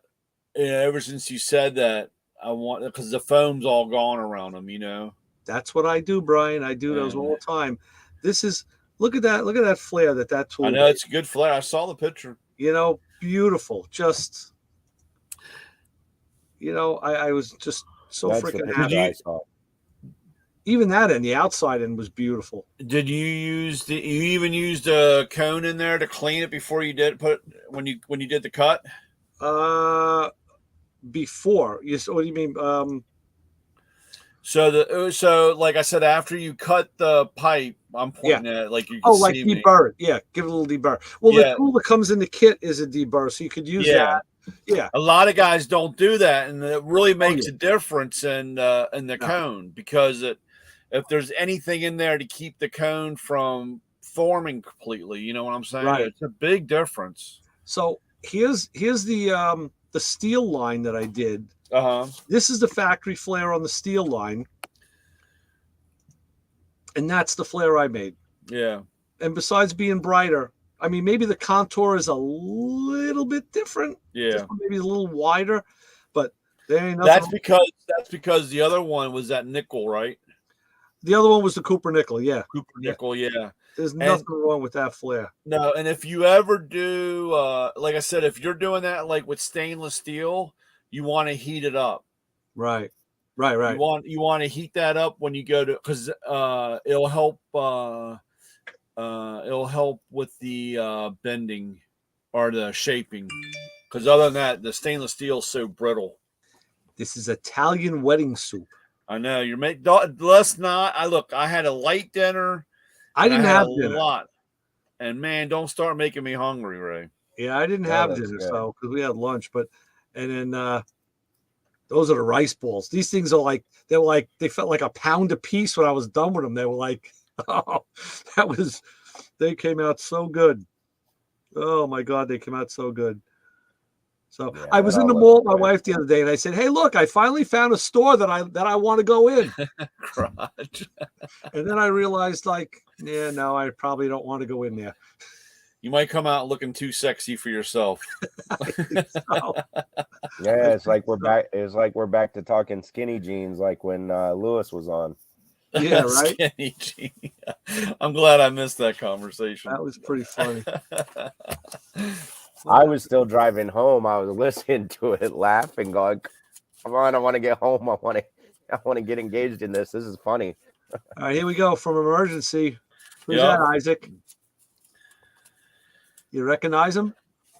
I recognize him, but I can't place the name. Do you know what show he was famous for playing in?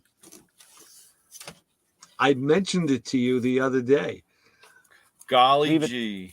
Leave it, Beaver. That's Tony Dow that's Wally. That's Wally Cleaver.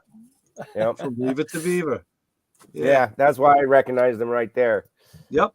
Yeah, his eyes and his nose structure. Boy, I was going through some old pictures and sending them to my daughter because stuff from when she was little, and she was like, "Oh my God!" And I'm finding pictures of me. Like, look at this guy. Look at that guy. Holy shit! Where'd the dark hair come from?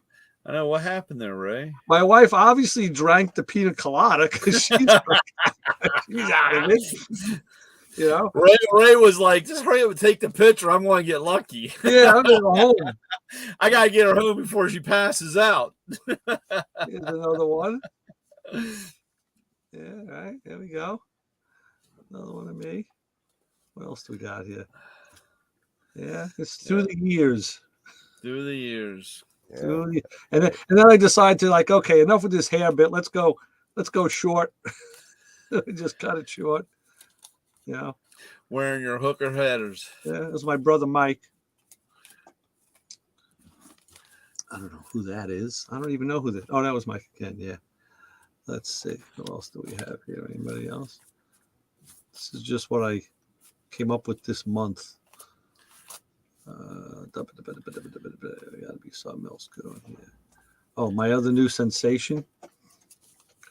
I found this Cold brew and cold Dr. brew Pepper. Jägermeister with Dr. Pepper. Jaeger and Dr. Pepper is one of my favorite, one of my go-tos. You know, really is. What the hell is this? Oh, it's a video. It's the NASCAR. I don't know why videos don't show up, but yeah. Oh, I found something in my toolbox at the shop. I didn't even. I had to take a picture of it. It's like, when was the last time you saw one of these? Ignition file? A Craftsman ignition file. Yeah. Wow. Holy like, smoke. I had Look at it that. in like, wow, look at that, man. I didn't even realize I had it in the tool, shoved in the toolbox. Like, that's pretty cool. So is that for when you're boosting? Is that for when you're boosting the car? You shove it in the ignition and turn it? No, that's how you dress the points. These guys meet out next to my chiropractor's office all the time. These two guys with these 55s, they're always there. Oh, those are beautiful. Two cool cars, yeah. Yeah. I sent you this one, Brian. This was like, I thought I was I heaven. know. I mean, I was like, holy crap. This is Uncle Giuseppe's. This is Uncle Giuseppe's market. Those were the cookies. These are just the cakes. I'm like, oh my God, this is phenomenal. Man, you sent me that, and I had to let my belt out. I know, right? I know. It's crazy. Good stuff. What else we got? All right. Thought we said stop. Okay. Oh, good deal. Yeah. So we got. So we're coming down to the wire, boys. Coming down to the wire. End of the year. Can't believe. I can't believe Christmas is like 3 weeks away. I know. I'm like, man, what am I going to do? God. I know. Oh yeah, the days go by faster and faster and faster. Yeah. Yeah. You know, it's really insane. I cannot get over just everything in general. How crazy it is. Yeah. So here, I got a picture you'll laugh at. Look at that guy. Hey, look at that. All right.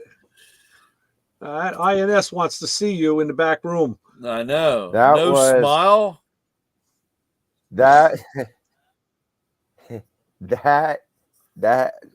the funny thing is, it was a passport picture for a security guard card for the guard license. This is obviously many years ago, but the funny thing is, I put it on my Facebook and I posted it a couple of times or reposted it, and everybody goes, "Hey, when did you get locked up in a Mexican jail? That looks like a Mexican mug shot." So, I know, that's what I said. I was going to say the same thing. It looks kind of mugshotty. That's funny. Here's one for you. Oh, the early days. Yeah. Nice. Got the herringbone gold chain. Yeah, got the chain, rocking the hair. Yep. Got a little dirt on the upper lip. Come on now. Yeah. That was my senior picture in high school. Senior in high school. You had to pencil that in a little bit. Yeah, and then years later, I went to my La Bamba phase. Oh, baby, there you go. Like the Barrios. You'd be in colors. Yeah. Nice. The funny thing is I actually, for what is it, public access cable that they used to have here, a guy I worked with when I was doing security, he was into writing little skits and doing stuff with the with the Tucson Public Access, and he wrote a couple of skits. I might have talked about it before, but we did Chicanos in Space. We did I don't know if I told you about this one, and that one we wore the coveralls, because I said, think about it, like Star Trek, except for we're Chicanos, so we got to go. They think of us in coveralls. Those are our uniforms, which was great. And then we did one skit where, I don't know if I told you guys about this one, but we were in this restaurant. We actually got a restaurant to let us use their space in the morning before they open. And on that one, I was dressed up. I had like a little fedora hat, if I remember correctly, and I had a tie, a suit, and clean cut, everything. Little mustache, but other than that, real clean. And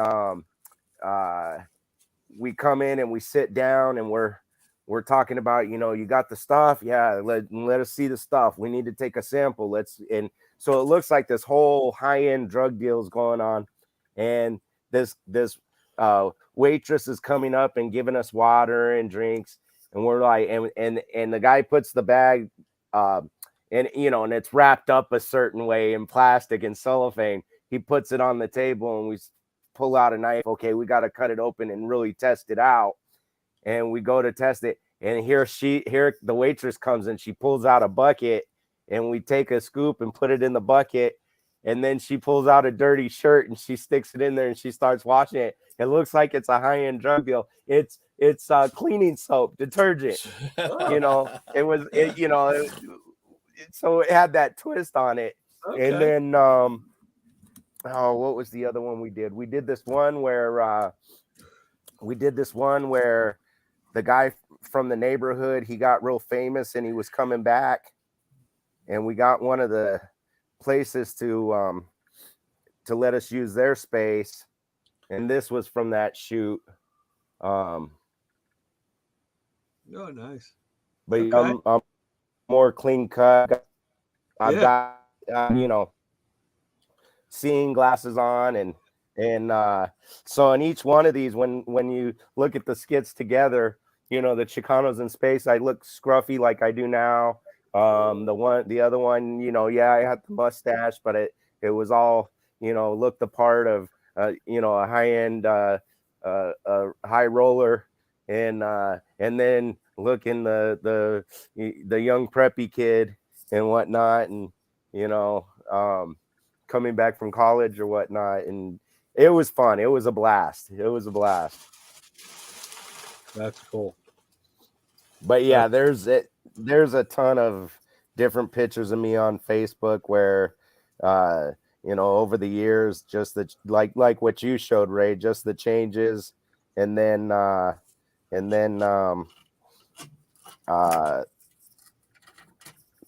just with the change in facial hair, or long hair, short hair, slick back hair, like in high school. Or my La Bamba thing. I like that one. Yeah. Oh, here's a good one. Yeah. Here's a good one. Oh, nice. Look at that. There Suit you go. and tie. Working professional. That was,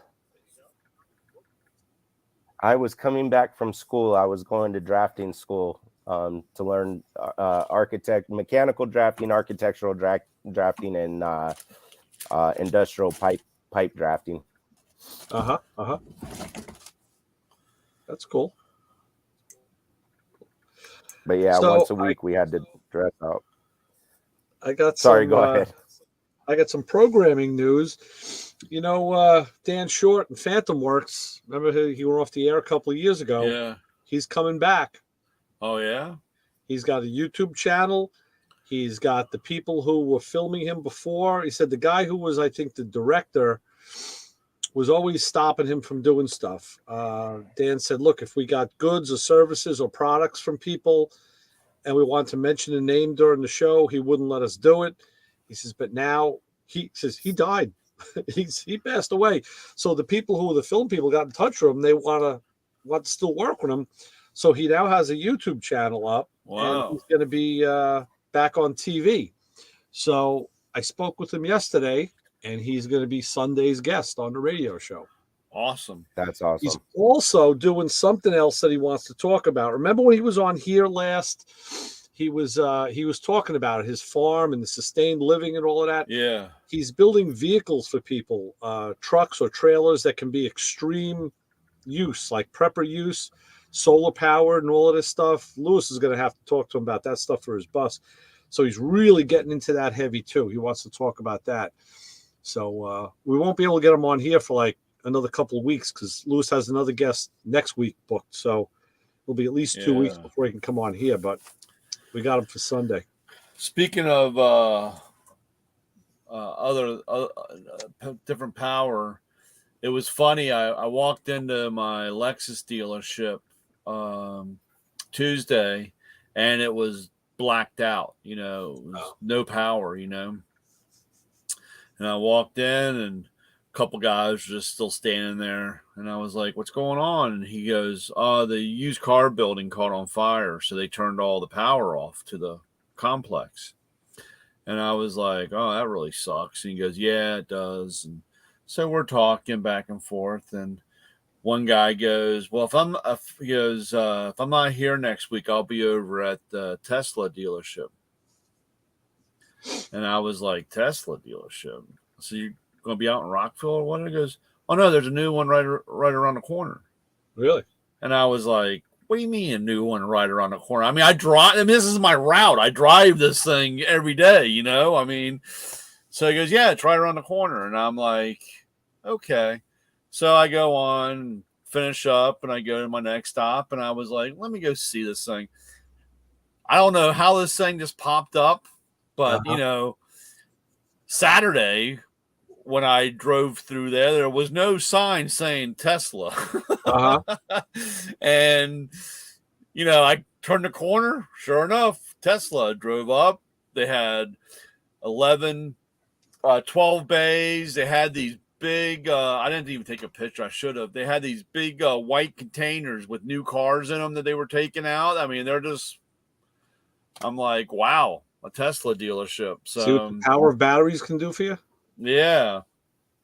So the funny part was I'm sitting there and I go in and I pull up and get out and, you know, walked into the shop and the guy goes, "Oh, you got services up front?" And I said, No, I'm the Matco tool guy. He goes, "Oh, hey, all right." He goes, I said, "When did you guys open?" He goes, "Yesterday." It's like, I'm like, okay. I said, you know, because I drove by here the other day and there was no, he goes, "Oh, the sign was just put up." I'm like, is this like for legit or, you know, is this like you're punking somebody? You know what I'm saying? You know, you put all this stuff. And I was like, I kept looking around and I'm like, this was the old Allstate building. And he goes, "Yeah." And I said, "This building was never this tall." He goes, "We had to raise it up 6 feet." Wow, really? And I'm like, when they do all the work that you I'm like, the whole time I'm like, dude, I drive by here all the time. And I said, I've never, he goes, "Yeah, we had to come in and you can see that, you know, they got to finish the inside wall here, but you can see where they raised it. And it was 6 feet so that we get the lifts in and do this and do that." And I'm like, dude, I guess I must have been when that part of the, it's in a business district warehouse thing, you know. I guess when I drove through there, I guess I was either blinking or taking a sip on my coffee and it was blocking the view or something. Because I'm like, the whole time I'm like, I said, "You guys want to start?" I said, you know, "Are you guys going to start advertising or something?" Because, you know, nothing in the county was ever like, "Hey, we have a Tesla dealership." You know what I'm saying? Right. But it's kind of crazy. That's that Elon Musk for you. You blink and he's already got stuff put up. Yeah, it was crazy. He never sleeps. He just works. He probably raised the roof himself. Yeah. Had Santa's little helpers out there, all those little elves. I don't know, dude, but it was crazy. So yeah, I'm kind of interested. At least I could see some of those things apart, I guess, or pieces. I got to go to the Tesla dealership down in Brooklyn years ago, and it was quite impressive. You know, they had a car wash bay inside the dealership, so Yeah. that they can do it all year round. Very, very nice. Everything was very, very organized and the same. Yeah. Yeah. You know, which is kind of weird, but you know, I don't know. And it was actually they on our Montgomery County page, they had that one bite pizza guy that does. Have you ever followed him on YouTube or Instagram? There's this dude that goes to all these different pizza places, and it's the one bite thing. He goes in, orders a pie, comes out and takes a bite, and he gives it a ranking between 1 to 10 on this thing, and he's okay. I watch him. Like I said, I don't think you can really judge a pizza on one bite, type thing, or one slice. Again, your first bite, that first bite of anything is really your introduction. Yeah. And you kind of know if you like it or you don't. Yeah. And sometimes the first bite of pizza is the best. Yeah. Well, no, that's true. But I mean, I'm just saying in his, I don't know. You got to watch him a few times. Well, yeah. Down this way, we have Lito's Pizza, and that's a really big local brand chain type pizza, and they just opened one up in New York, and Brooklyn there, and it was funny because the Montgomery County page on Facebook had they used it as this I think his name's Dave, but the one bite pizza guy judges Lito's Pizza, local pizza. And I'm looking at the background. I was like, dude, that looks like New York. That doesn't look like nothing around here. Yeah. So of course, when you play it, he's outside, is at New York. And, but it was just kind of funny that they actually, I mean, it's just, because it's real big in Maryland and parts of Northern Virginia. I mean, it's a local pizza place. I can't believe they've gotten that far up to New York. Okay. Or even that, I mean. Yeah, with all different pizzerias we have here. Yeah, you really can't. I mean, New York is New York. It's kind of like New York is New York. I mean, you can't change that pizza. Same thing with like Chicago or Detroit. You know what I'm saying? Those all have established base pizza thing, yeah, and that's when you go there, that's what you want. I mean, and when it's like me, you don't go to Florida to have Maryland crab cakes. You know what I'm saying? You know, and that's like me telling you to come down here and have a New York pizza. You know what I'm saying? You're gonna look at me like Philly cheesesteaks. Yeah, things definitely have their regional. Yeah, I agree. So, but of course, it's a square pizza. We don't cut corners. That's their, it's one of those big square pizzas. Yeah, that's we call them a Sicilian. Yeah. So, but that was pretty interesting. Right. And other than that's about really it. Didn't have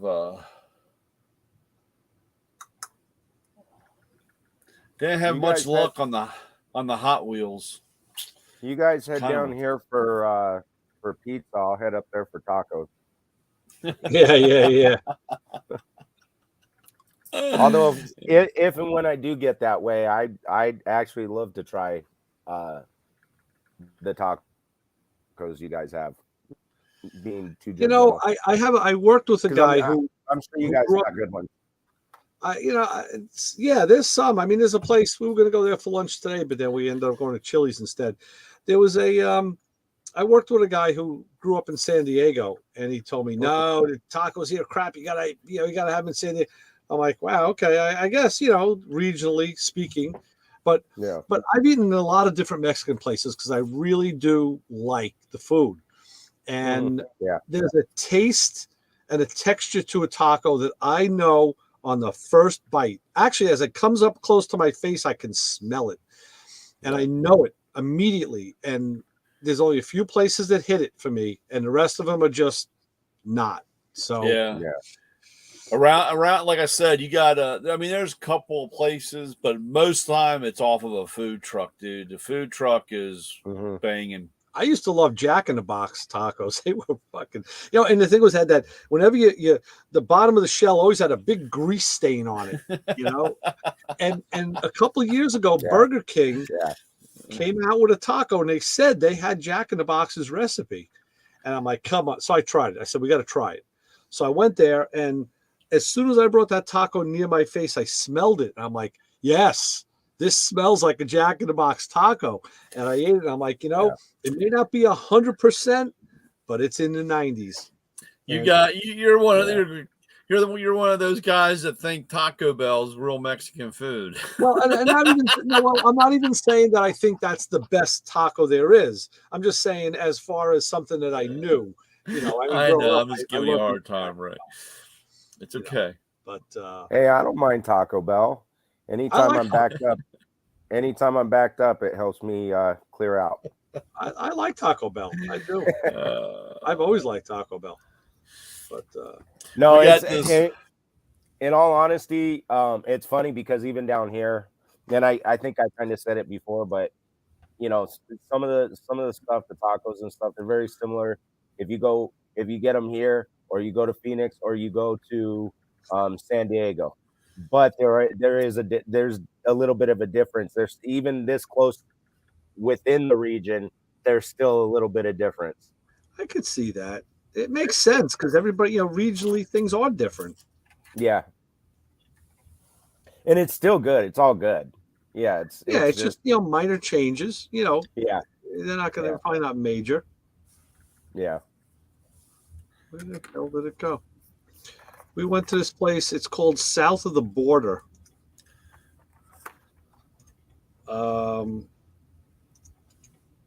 Which is pretty that the place you were talking about before that you said had really good food?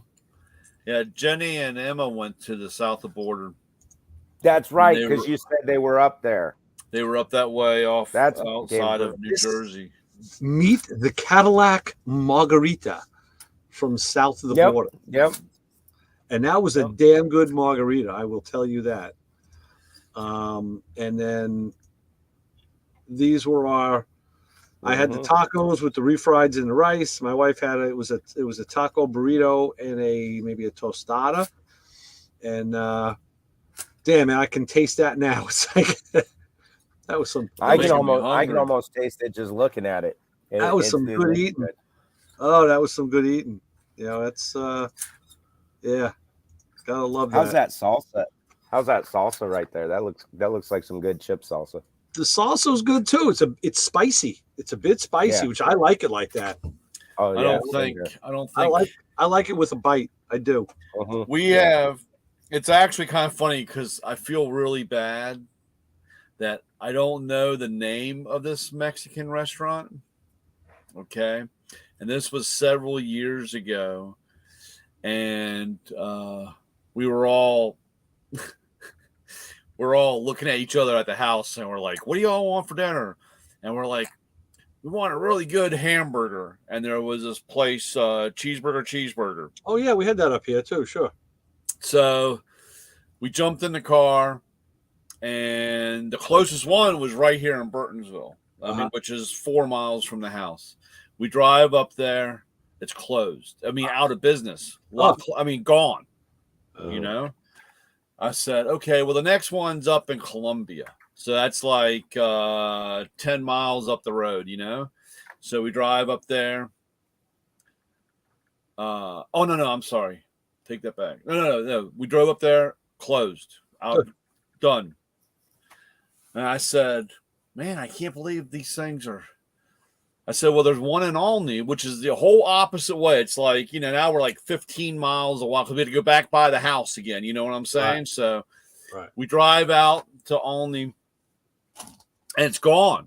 And it's a Mexican joint. It's a Mexican joint place, Okay. The other ones were just empty. So it's funny because we call this place Mexican cheeseburger. Yeah. So, and it's real. I mean, it is really good. I mean, it's excellent food. And Well, I feel bad because we'll say I'll tell my mom because they live in Olney, or my mom lives in Olney, or when Brienne's getting off work, I say, "Well, I'll meet out at Mexican cheeseburger." Yeah. See, we got Five Guys too, which is very good. Oh yeah, we have Five Guys. And I'll tell you something. We were at Chili's today, and I had a burger at Chili's that was off the chain, man. Yeah. It was like fresh ground beef. You could see the way it was cooked. It wasn't like a frozen patty, and it's just like they just threw cheese on it and red onion and pickles and the special sauce and lettuce. Oh man, and a brioche bun. Let me tell you something, man. That hamburger. That's why I didn't have dinner, because it was like a half pounder, and it was. Yeah. It took me we have cheeseburger here. I'm sorry. Five Guys. That's great. Five Guys is phenomenal. A little expensive, but fun. That's what I'm going to miss about New York. If I was ever looking for a burger place like that and they were closed, we can just go to any diner. And any diner is going to give you a hamburger that's going to be like to die for. Yeah. Yeah, we have Five Guys, and then we have cheeseburger. Oh, we used to. And what's the other one? Damn, I can't remember the other place that we had for burgers. Pretty good. Can't think of it at the moment. But so that's the running joke in the family. We all meet at Mexican cheeseburger. I tell you, I love Mexican food. I remember, back in the 70s, went out to Colorado where my sister was. We went to a place called Casa Bonita, which is world famous. I mean, they got indoor cliff divers in the place. It's off the chain, and that's what started me on my love of Mexican food. It was, just phenomenal. But, and a good sangria. Ooh, yeah. I can dig a good sangria. Then again, I grew up drinking Yago sangria, so I've always liked it. Yeah. I like a little bit of everything. I like, of course, almost everything with me. If there's a tortilla around, I'm always making burritos. But to be honest with you, if there's some road, I love Italian food. If there's a good Asian restaurant, there's a couple of times that I've gone with my kids. My daughter and myself, we like sushi. Yeah. I'll eat Asian food, but I'll eat sushi. But it depends. I like tuna and I like salmon. Yeah.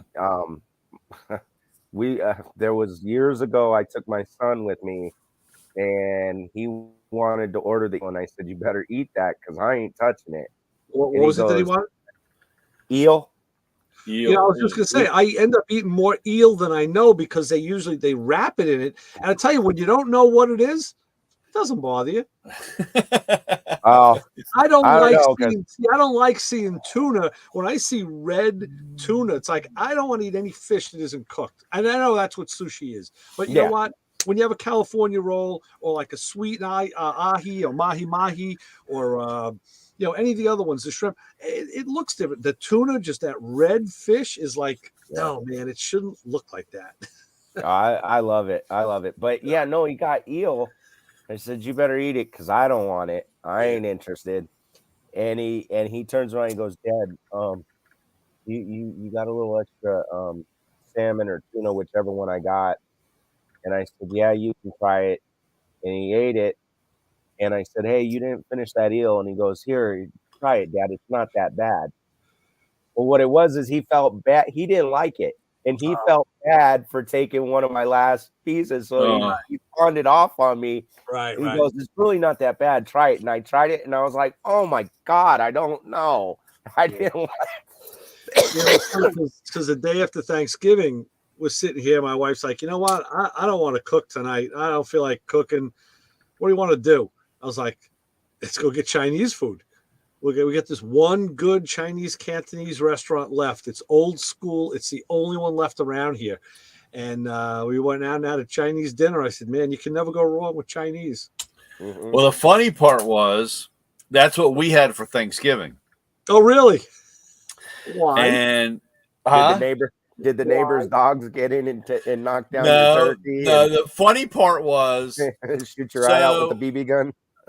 So this was backtrack and the first Thanksgiving with COVID. Okay. Mm-hmm. And we normally have 25 to 30 people over at the house. And because of that, it was just going to be my mom and dad, and that's really about it. And so we were joking that we were going to have Chinese. And so as it came up to it, we said, we're just going to have Chinese. We're not going to have all these people over. We'll just have Chinese. Well, my daughter, my oldest, got COVID. So we couldn't have, but we still went up and got Chinese, and we just had it, And my mom was funny because she said that, she was really looking forward to Chinese. So this year it was, again, it was just us and my mom. So I said, you know what, we'll have Chinese. So we call up to our Chinese place that we normally eat. I said, are you going to be open for Thanksgiving Day? She said, yeah. I said, okay. I'll call you and let you know. And she said, no problem, blah, blah, blah, because like I said, we eat there all the time. So we get going, and I don't know, it was like 1:30 or something. We were going to have it 2 or something. I said, well, I want to run up, and I said, I've been trying to call, but there's no answer at the Chinese place.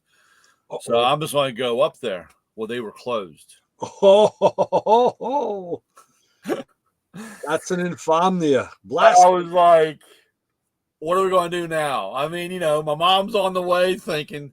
So there's this other place right around the corner. It's not bad. We eat there every once in a while, but it's like a what's the word? Indonesia, Chinese. It's kind of a mix. One of those mixes, Taiwanese, Chinese, and so it's okay. It's not too bad. My only problem is it all looks the same to me. Anything that you order, it's like the same color. I mean, what's your go-to with for Chinese, Brian? What's your go-to dish? I like a lot of it. I mean, to upset the wife, I asked for Chinese spaghetti, and that usually throws her over the edge, and she gets mad at me. Any Chinese spaghetti, that's great. And like I said, I really like General Tso's chicken, spicy. I mean, but I want it spicy. I like General Tso's, but I like it crispy. Yeah. And around here, they used to do it crispy, and now they started not. And I always tell them, listen, I want General Tso's, but leave it in. Like, cook it more. I want it well done. I want it crispy. Yeah. And that's one of the best. My daughter gets, it's this sweet and sour chicken. I always kid her because I say, it's the chicken in transmission fluid. Because that sweet and sour sauce is like the color of ATF. I was like, transmission fluid. Yeah, no, I like I said, I like it all. I mean, there's a lot of it I like. So I'm pretty flexible. So, but like I said, so I stopped by this other place and I said, "Oh, you're open?" And she said, "Yeah." And I said, "Here's my order." And of course, that made her day. I mean, well, she had they had a few people in there, but Yeah. but I wanted the next day, I wanted to go by to my regular Chinese place and give her an earful, but Right. it doesn't really matter. This place we go to makes an egg roll. It's got to be 7 inches long, and it's almost like 3 inches, 3.5 inches around. It's a Wow. giant log of an egg roll. It's like, oh, phenomenal. That's awesome. Yeah, I made the egg roll. I usually, like I said, this place, this other place that we went to, they make better spring rolls than egg rolls. My wife makes spring rolls. She'll make them in the summer a lot with the And- rice paper. And it's funny because once you roll them up, the rice paper becomes kind of translucent and you Yeah. see through it. So I call them brains because it looks like, with the vegetables, there's like carrots. And it looks like little pod people brains in there. I'm like, oh, we're having brains today. She's So like, no, I made the mistake and I told her that I wanted egg rolls, and I should have told her spring rolls. Yeah. It's It's a just- different animal. Yeah. It's just the like I said, between the two different places, it's kind of like I have a food truck that I hit, and it's got a mix between Vietnamese and Mexican. And man, I tell you one thing, you want to talk about some tacos on that truck is like banging, boy. I tell you one thing, dude, and with the sauces, oh my God, it's just. I tell you, listen, I don't want to beat a dead bush, but if you had that sliding window on the tool truck, you would have been able to see your daughter's car. You wouldn't have hit it. I know. Well, yeah, but they have they do this truck does a lot of infusion stuff because they'll have like like these muffins that taste like fried chicken, dude. It's like the most bizarre I mean, it's like bizarro world. You bite into it and you're like, how can this thing taste like chicken? Are you guys hard or soft taco fans? Both, but I prefer soft. Okay. It's about a whole taco that I just find traditional. Yeah. So when I make tacos myself, I fry. I put together the beef. I usually use ground beef. It depends because sometimes I'll get some steak and chop it up. Oh and cook it that way. I make my own little taco mix, my own little marinade. Oh, really? That's nice. Yeah, and then Try to pack it. But when if I'm in a rush, I'll use the packet. But but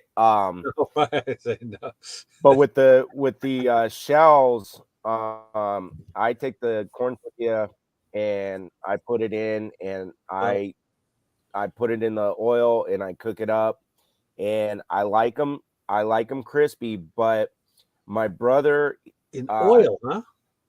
Yeah, you fry them up in oil. And my wife just throws them right on the burner. Yeah, no, I put them in oil, and I tend to use mainly olive oil personally because I was going to ask, flour or corn? Big on olive oil. On a tortilla. Corn. Me too. Corn or both so for me. Better than flour. Yeah. The girls are all flour. Yeah. And the girls are flour, and I can go either way. Man, I can taste that difference immediately in a corn tortilla. Yeah. Immediately. Yeah, for the shells, like I said, I'll go corn. Now. So you just fry them in the oil till they're getting like a little brown. Yeah, so I'll put it in, and I use tongs and a fork. So I'll put the fork on top. I don't really care if you're wearing.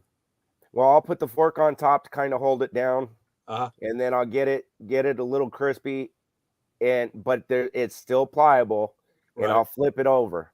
I'll get that side going, and then I'll take the tongs and I'll fold it, and I put the fork in between, and that can get it a little more crispy. Then flip it over, and same thing on the other side. And then I take it out and put it on a plate with a paper towel. And then I go on to the next one. And they don't close up on you? It doesn't close up? No, and for some reason, I don't get them super, super crispy. It depends on how hot I get the oil when I'm first getting the oil hot. That first one might come out pretty crispy, which I don't mind. But my wife, my kids, they like how the rest of them are, where they're tough, they're a little crispy, but they still got a little bit of movement in them, a little bit of I can see that. Yeah, I can see that. Okay. Yeah. I do mine with olive oil too. Yeah. Oh, most of my cooking is olive oil. Yeah. I'm real big on olive oil. I tried what was the other coconut or no, what was that? Peanut oil is very popular. Yeah, but we're looking out for our health with the olive. Yeah. I know. That's obvious. What was I can't remember if it was coconut. Coconut. Just melt up some lard. Come on. Just that's coconut, it. Oh yeah, I'll do that. We use that. I'll do that. We use that. That's the best. Oh, it's the good diners up here just have slathered the grill, the hot table with lard. I did some with bacon grease. Yeah. Oh man. Yeah, I can imagine those. That was and it was funny because my youngest comes down and says they thought that we were having a breakfast dinner, because of the bacon, and she's like, we're having tacos, and I'm like, yeah, we're having tacos. Yeah, did she just say, hey Dad, when did you change the number on the wall from the Pizza Hut to the cardiologist? Like, when did you do that? Yeah. That's every once in a blue moon. But most of the time it's just soft. Right. You know what though? My Nana lived to be 107 years old. Oh, great. And she made her refried beans with lard. I love refried beans. Everything was with any oil or anything she needed, it was lard. Yeah. And I love the refrieds, and I'll even mix them with the rice, man. I'll just eat that all together. Yeah. When I there's nothing left on that plate when I'm done. That stuff is just so good. Yeah. Oh yeah. Like I said, the one place that by us that was really, really good, it was our gold standard staple, El Mariachi, and they closed. They made an appetizer. They just called it, chorizo. But what it was is they gave you a little tortilla, and they put the now I don't remember what type of cheese it was, but it was a white cheese that had a little bit of a fleck of something in it that was melted, and then the chorizo. I always thought chorizo was the cheese. I didn't know that the chorizo was the sausage till I found that out. So you'd have to build it. You put the cheese on, then you put the chorizo on, and we just roll that up. And as you're eating it, the oil is just dripping out like the Exxon Valdez just sprung the leak. But it was like, oh, that stuff was delicious. Man, we gotta stop, guys. That cheese was just off the hook. Well, I'll tell you what. Over here, there's a meat market on the south side. There's a bunch of them everywhere, but there's one specific on the south side, and I'll go to that to get the stuff to make menudo. But when I go down there, I'll get some, if I'm in that area or if I make the trip down there, I'll get chorizo.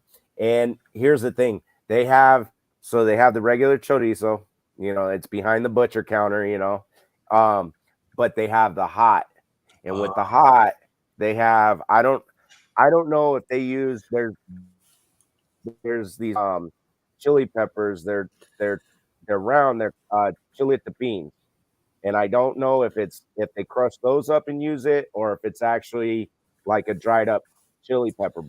But whatever they use, you can see it's got that hardened, dried up the chili powder or pepper flex mixed into it. Oh, I have to get one of each if I get it, because my wife, my kids complain it's too hot, and I mean it'll clear your sinus. It's good. It's that's the best. That's pretty the best.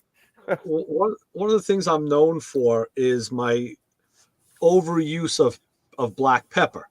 I mean, I will my eggs will look black. You won't see them. I just love pepper. So when I made the rice balls, I had pepper in the cheese. I used the ricotta cheese with egg, and also, of course, I put salt, pepper, and parsley in that. And there was pepper in the meatballs, and I peppered the rice, and I peppered everything. So my wife tasted it, and she goes, "Oh my God, there's so much pepper." I'm like, "Really? I hardly even taste it." Yeah. So I gave one of the rice balls to my chiropractor, who's a big foodie, and then he called me later. He goes, "Wow, Ray," he goes, "I gotta tell you, it was delicious." He goes, "Kind of peppery though." He goes, "But I didn't mind it." So I played the voicemail for my wife, and she's like, "Yeah, she's hitting me. I told you. I said, "Yeah, but listen, he said he didn't mind it." So I said, "Well, I guess maybe I did go a little overboard." If I did try the beef bacon. I don't think I've had beef bacon. Remember when we had the dude we had the dude from Grease Monkey, what's his name? The other night, Tom. When we had Tom on, yeah. He talked about smoking or having beef bacon. Right. So I went up to the butcher. Up to my Safeway and said, "Hey, I'm looking for beef bacon." "Oh yeah, right over here." And so I got it, and we had bacon cheeseburgers, one night. Right. So I got out, and it's actually kind of funny. It's a much wider. Much wider cut on the bacon. It's like almost double the size. That's how wide the bacon is, and it was a little long. It was a little bit longer, but not much. So I put it in and cooked them up, and it smelled very close to bacon. There was this. It was really pork, like the pig, and so of course I got the hamburgers all done and the cheese, I got them all done and had the bacon out. And it was funny because one of my Emma, she's pretty observant and pickier. She kind of looked at the bacon and she said, this isn't turkey bacon or something, She was like, I said, "No, it's it's not." And she ate it and she's like, "So what's wrong?" She goes, "It's real close. There's a little bit of a difference. Just a slight taste difference." She hit it. And I was like, "Is there a problem?" And she goes, "No." So of course, she piles it up on her hamburger, and eats the whole thing. And we get done, and finally she said, my wife, they both said, "Okay, well, what was it?" And I said, it's beef bacon. And they said, "You can't have beef bacon." Yeah, right. And I said, "Yeah, it's the same part. It's the same part. It's, So she goes, we had cow on our cow." And I said, "Yeah, you had cow on your cow." Right. She goes, "It wasn't that bad." She goes, "It was a slight difference. It's a little bit off, but it was actually really good." And it was the other day my wife came home, she brought me a big fresh croissant. I love croissants. Yeah. I cut that thing, made up 3 eggs, cut the yolks, threw them on there, salt, pepper, some pepper jack cheese, and she made bacon, put like 4 pieces of bacon on there. Oh man, that was a good egg sandwich. Yeah. Oh man, that was good. Yeah, that was crazy. So I tried. It was actually pretty good. I'm going to go back and get more. I liked it. Yeah, it was funny though, but it cooked a little different. I have to investigate that. Yeah, it was. There's definitely a point in which cooking, like, it's kind of like it took a while for the color to change. Okay. And like right when it started to, you had to take it off and let it finish cooking off. Not, because then it got a little. Did it get nice and crispy though? Yeah, it was pretty good. I mean, it was, it wasn't bad. Like I said, it was. I don't want to use the word a saltier taste, but there was just a little bit of a different taste. Okay. Well, that's fair. I mean, it is a different product. Turkey bacon tastes different too. Yeah, I can't stand turkey bacon. Yeah, then I got that thick slice, the apple something. Yeah, that's what I use. That's usually what I normally have. Right, apple. Yeah. There's a bunch of them. Yeah. I usually I tell you, there's nothing like a good BLT, man. Oh, that's a great sandwich. Whoever invented that. I take the applewood, the thick applewood. Me too. The thick applewood I like just because it's heavy, or how thick it is. It's heavy and it lays flat. You know what I'm saying? And I came across this, and I noticed I saw this on a thing, but you know, when it's cooking, then you just pour a little bit of water in there with the grease to raise it above, and it really cooks. I mean, it really it cooks differently, but it doesn't stick on the pan, right? Yeah, and the with the thicker applewood or the thicker pieces, you know, I can take and cut it in half and do it, and it makes it great when it goes on the burger. You know what I'm saying? It's it's 2.5 inches or whatever it goes across, and being thick, it really. I prefer the thick. I know everybody else kind of likes the other, but yeah, if they don't like it, they can cook it themselves. Look, man, hey, this is America. You get what you want. You know, you get what you want. Have it your way. That's it. The way it goes. So now that I'm hungry, I know I'm hungry. We talked about all this food. I'm gonna go raid the cold cut drawer, I think, for something. So I got. I don't know. I have some turkey left, but it's been too long. Oh, look at that! You got the Camaro and the wagon. Yeah, the wagon. The Nissan wagon. We were like all over the place trying to light it up. Well, look what I got, Justin. I got looks familiar, huh, Brian? That's a moving parts Grand Prix. That's a cool car. It is a cool car. Open doors. Yeah, that is. And of course, this one here from my buddy. Yeah, that's cool. Nice. GTO. Yeah. Wow. I got. I came across Matchbox. They have a German set, and it was. I don't want to show you. Oh wow! What? That's a Mercedes. Mercedes. 1966. Yeah, and it was funny. After I bought, actually, I felt really bad because I could only find one, and this was the one I got. But after that, I went by Dunkin' Donuts where the hot rods are, and it was starting to rain, so they were clearing out. But there was a guy that pulled in, and he had this is a. This one's a 62, I think. Is that what this was? This one says 62, but he had a 66, same body style, but it was the same color. And he was sitting in there eating his donut. And I said, "Oh, dude, I got to show you something." He's like, "Oh, that's really cool." And I wanted to give it to him, but I was like, I haven't found another one yet. Yeah. I don't know if I can give it to him yet. I was walking around upstairs, and this car has been in and out of the rooms upstairs for years, and I don't know why. And I realized, like, I got to show this to Brian. Oh, look at that 911. It's I don't know why it won't focus, but yeah.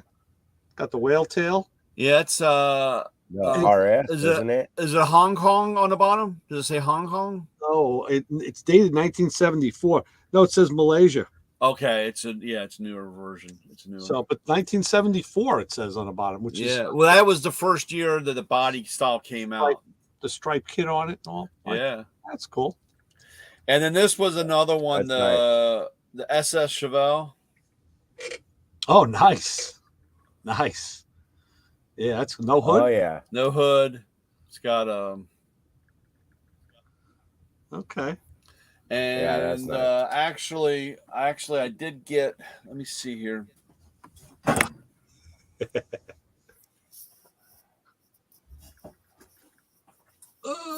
certain standards this show has to uphold. We got to hit the. I know we got to get at least one Hot Wheel or something. Hot Wheels, got to have food. We got to, there's certain things we got to talk about. I didn't talk about music. I got a new cartridge and stylus for my turntable today that sounds phenomenal.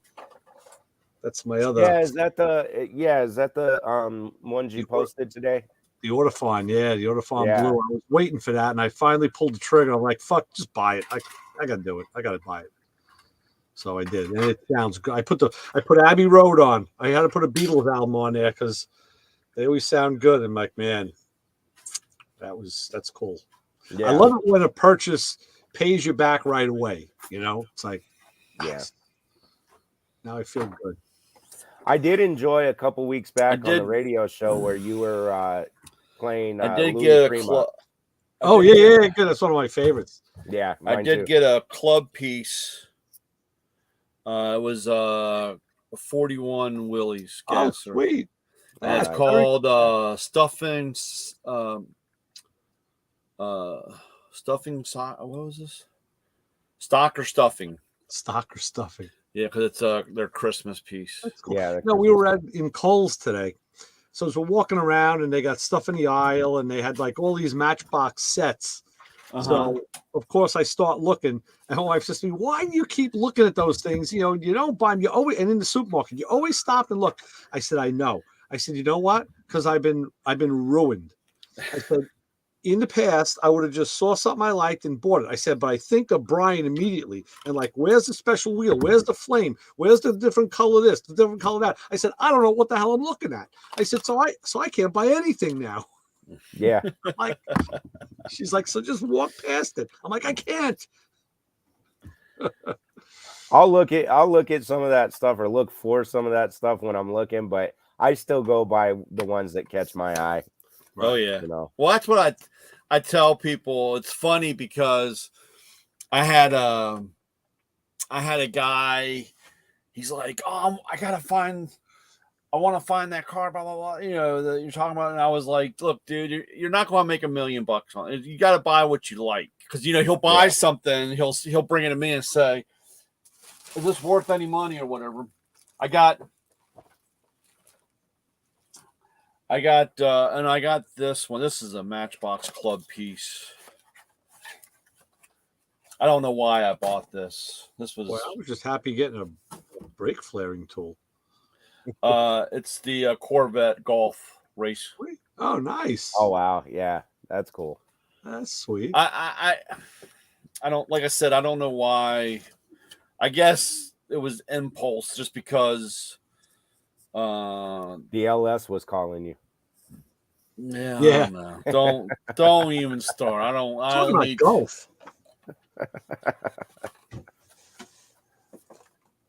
So,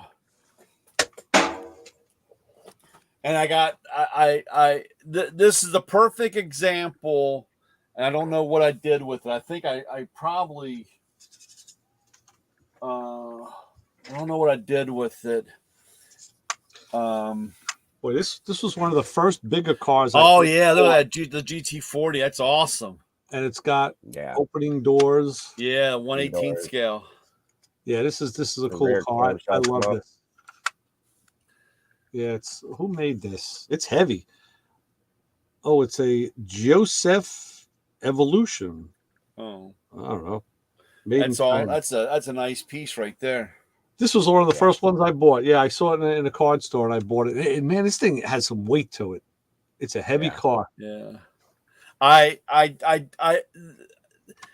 talk about the value or resell or whatever, and I got bit. There was I think it's a 20-year anniversary piece for their Camaro. I don't know what I did with it. I got so mad.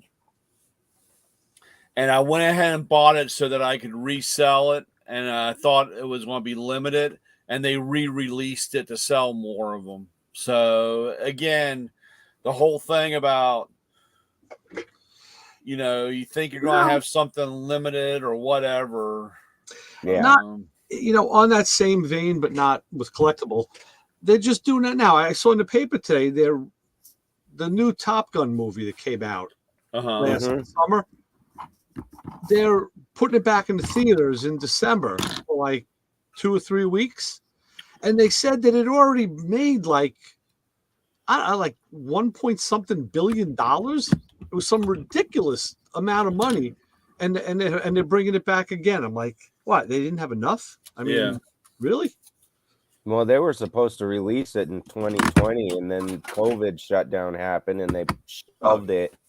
They said I think it was supposed to be late spring of 2020, and then they said, okay, well, we're gonna release it in July of 2020, and that rolls around and goes, no, we're gonna push it back to December, to the holidays.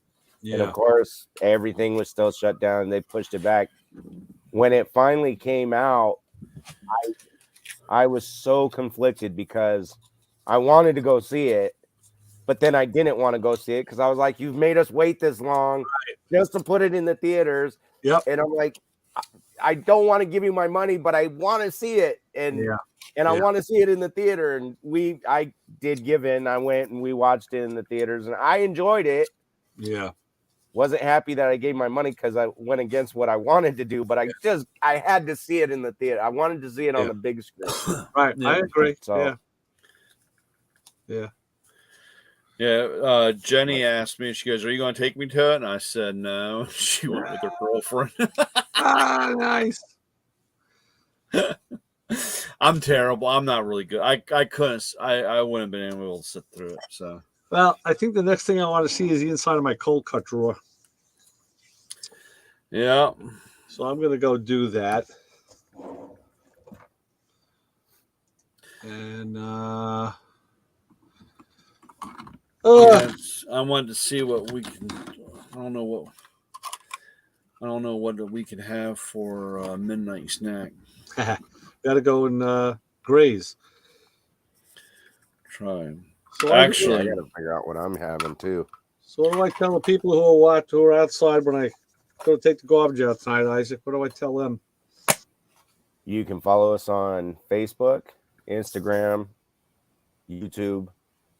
You can follow us on social media and internet platforms. I'm tired. Just like the rest of us. And you guys have been up way longer than I have. But whatever you do, don't follow Ray out to it. No. Don't follow him home. Don't follow him trouble to the chat. Unless they're going to take the trash out for you. If you do, take the trash out for him. But please don't. Tune in on Sunday and hear Dan Short on Motormouth Radio. Yes, definitely. Good, Dan. All right, fellas. So with that, I'm going to go up and forage a little bit, feed the cat something because she wants to eat always. And yeah, I'm surprised Lulu's not down here barking at me just past our bedtime. Yeah. All right, guys. Y'all be safe. Will do, boys. We'll talk to you soon. All right. Stay out of trouble.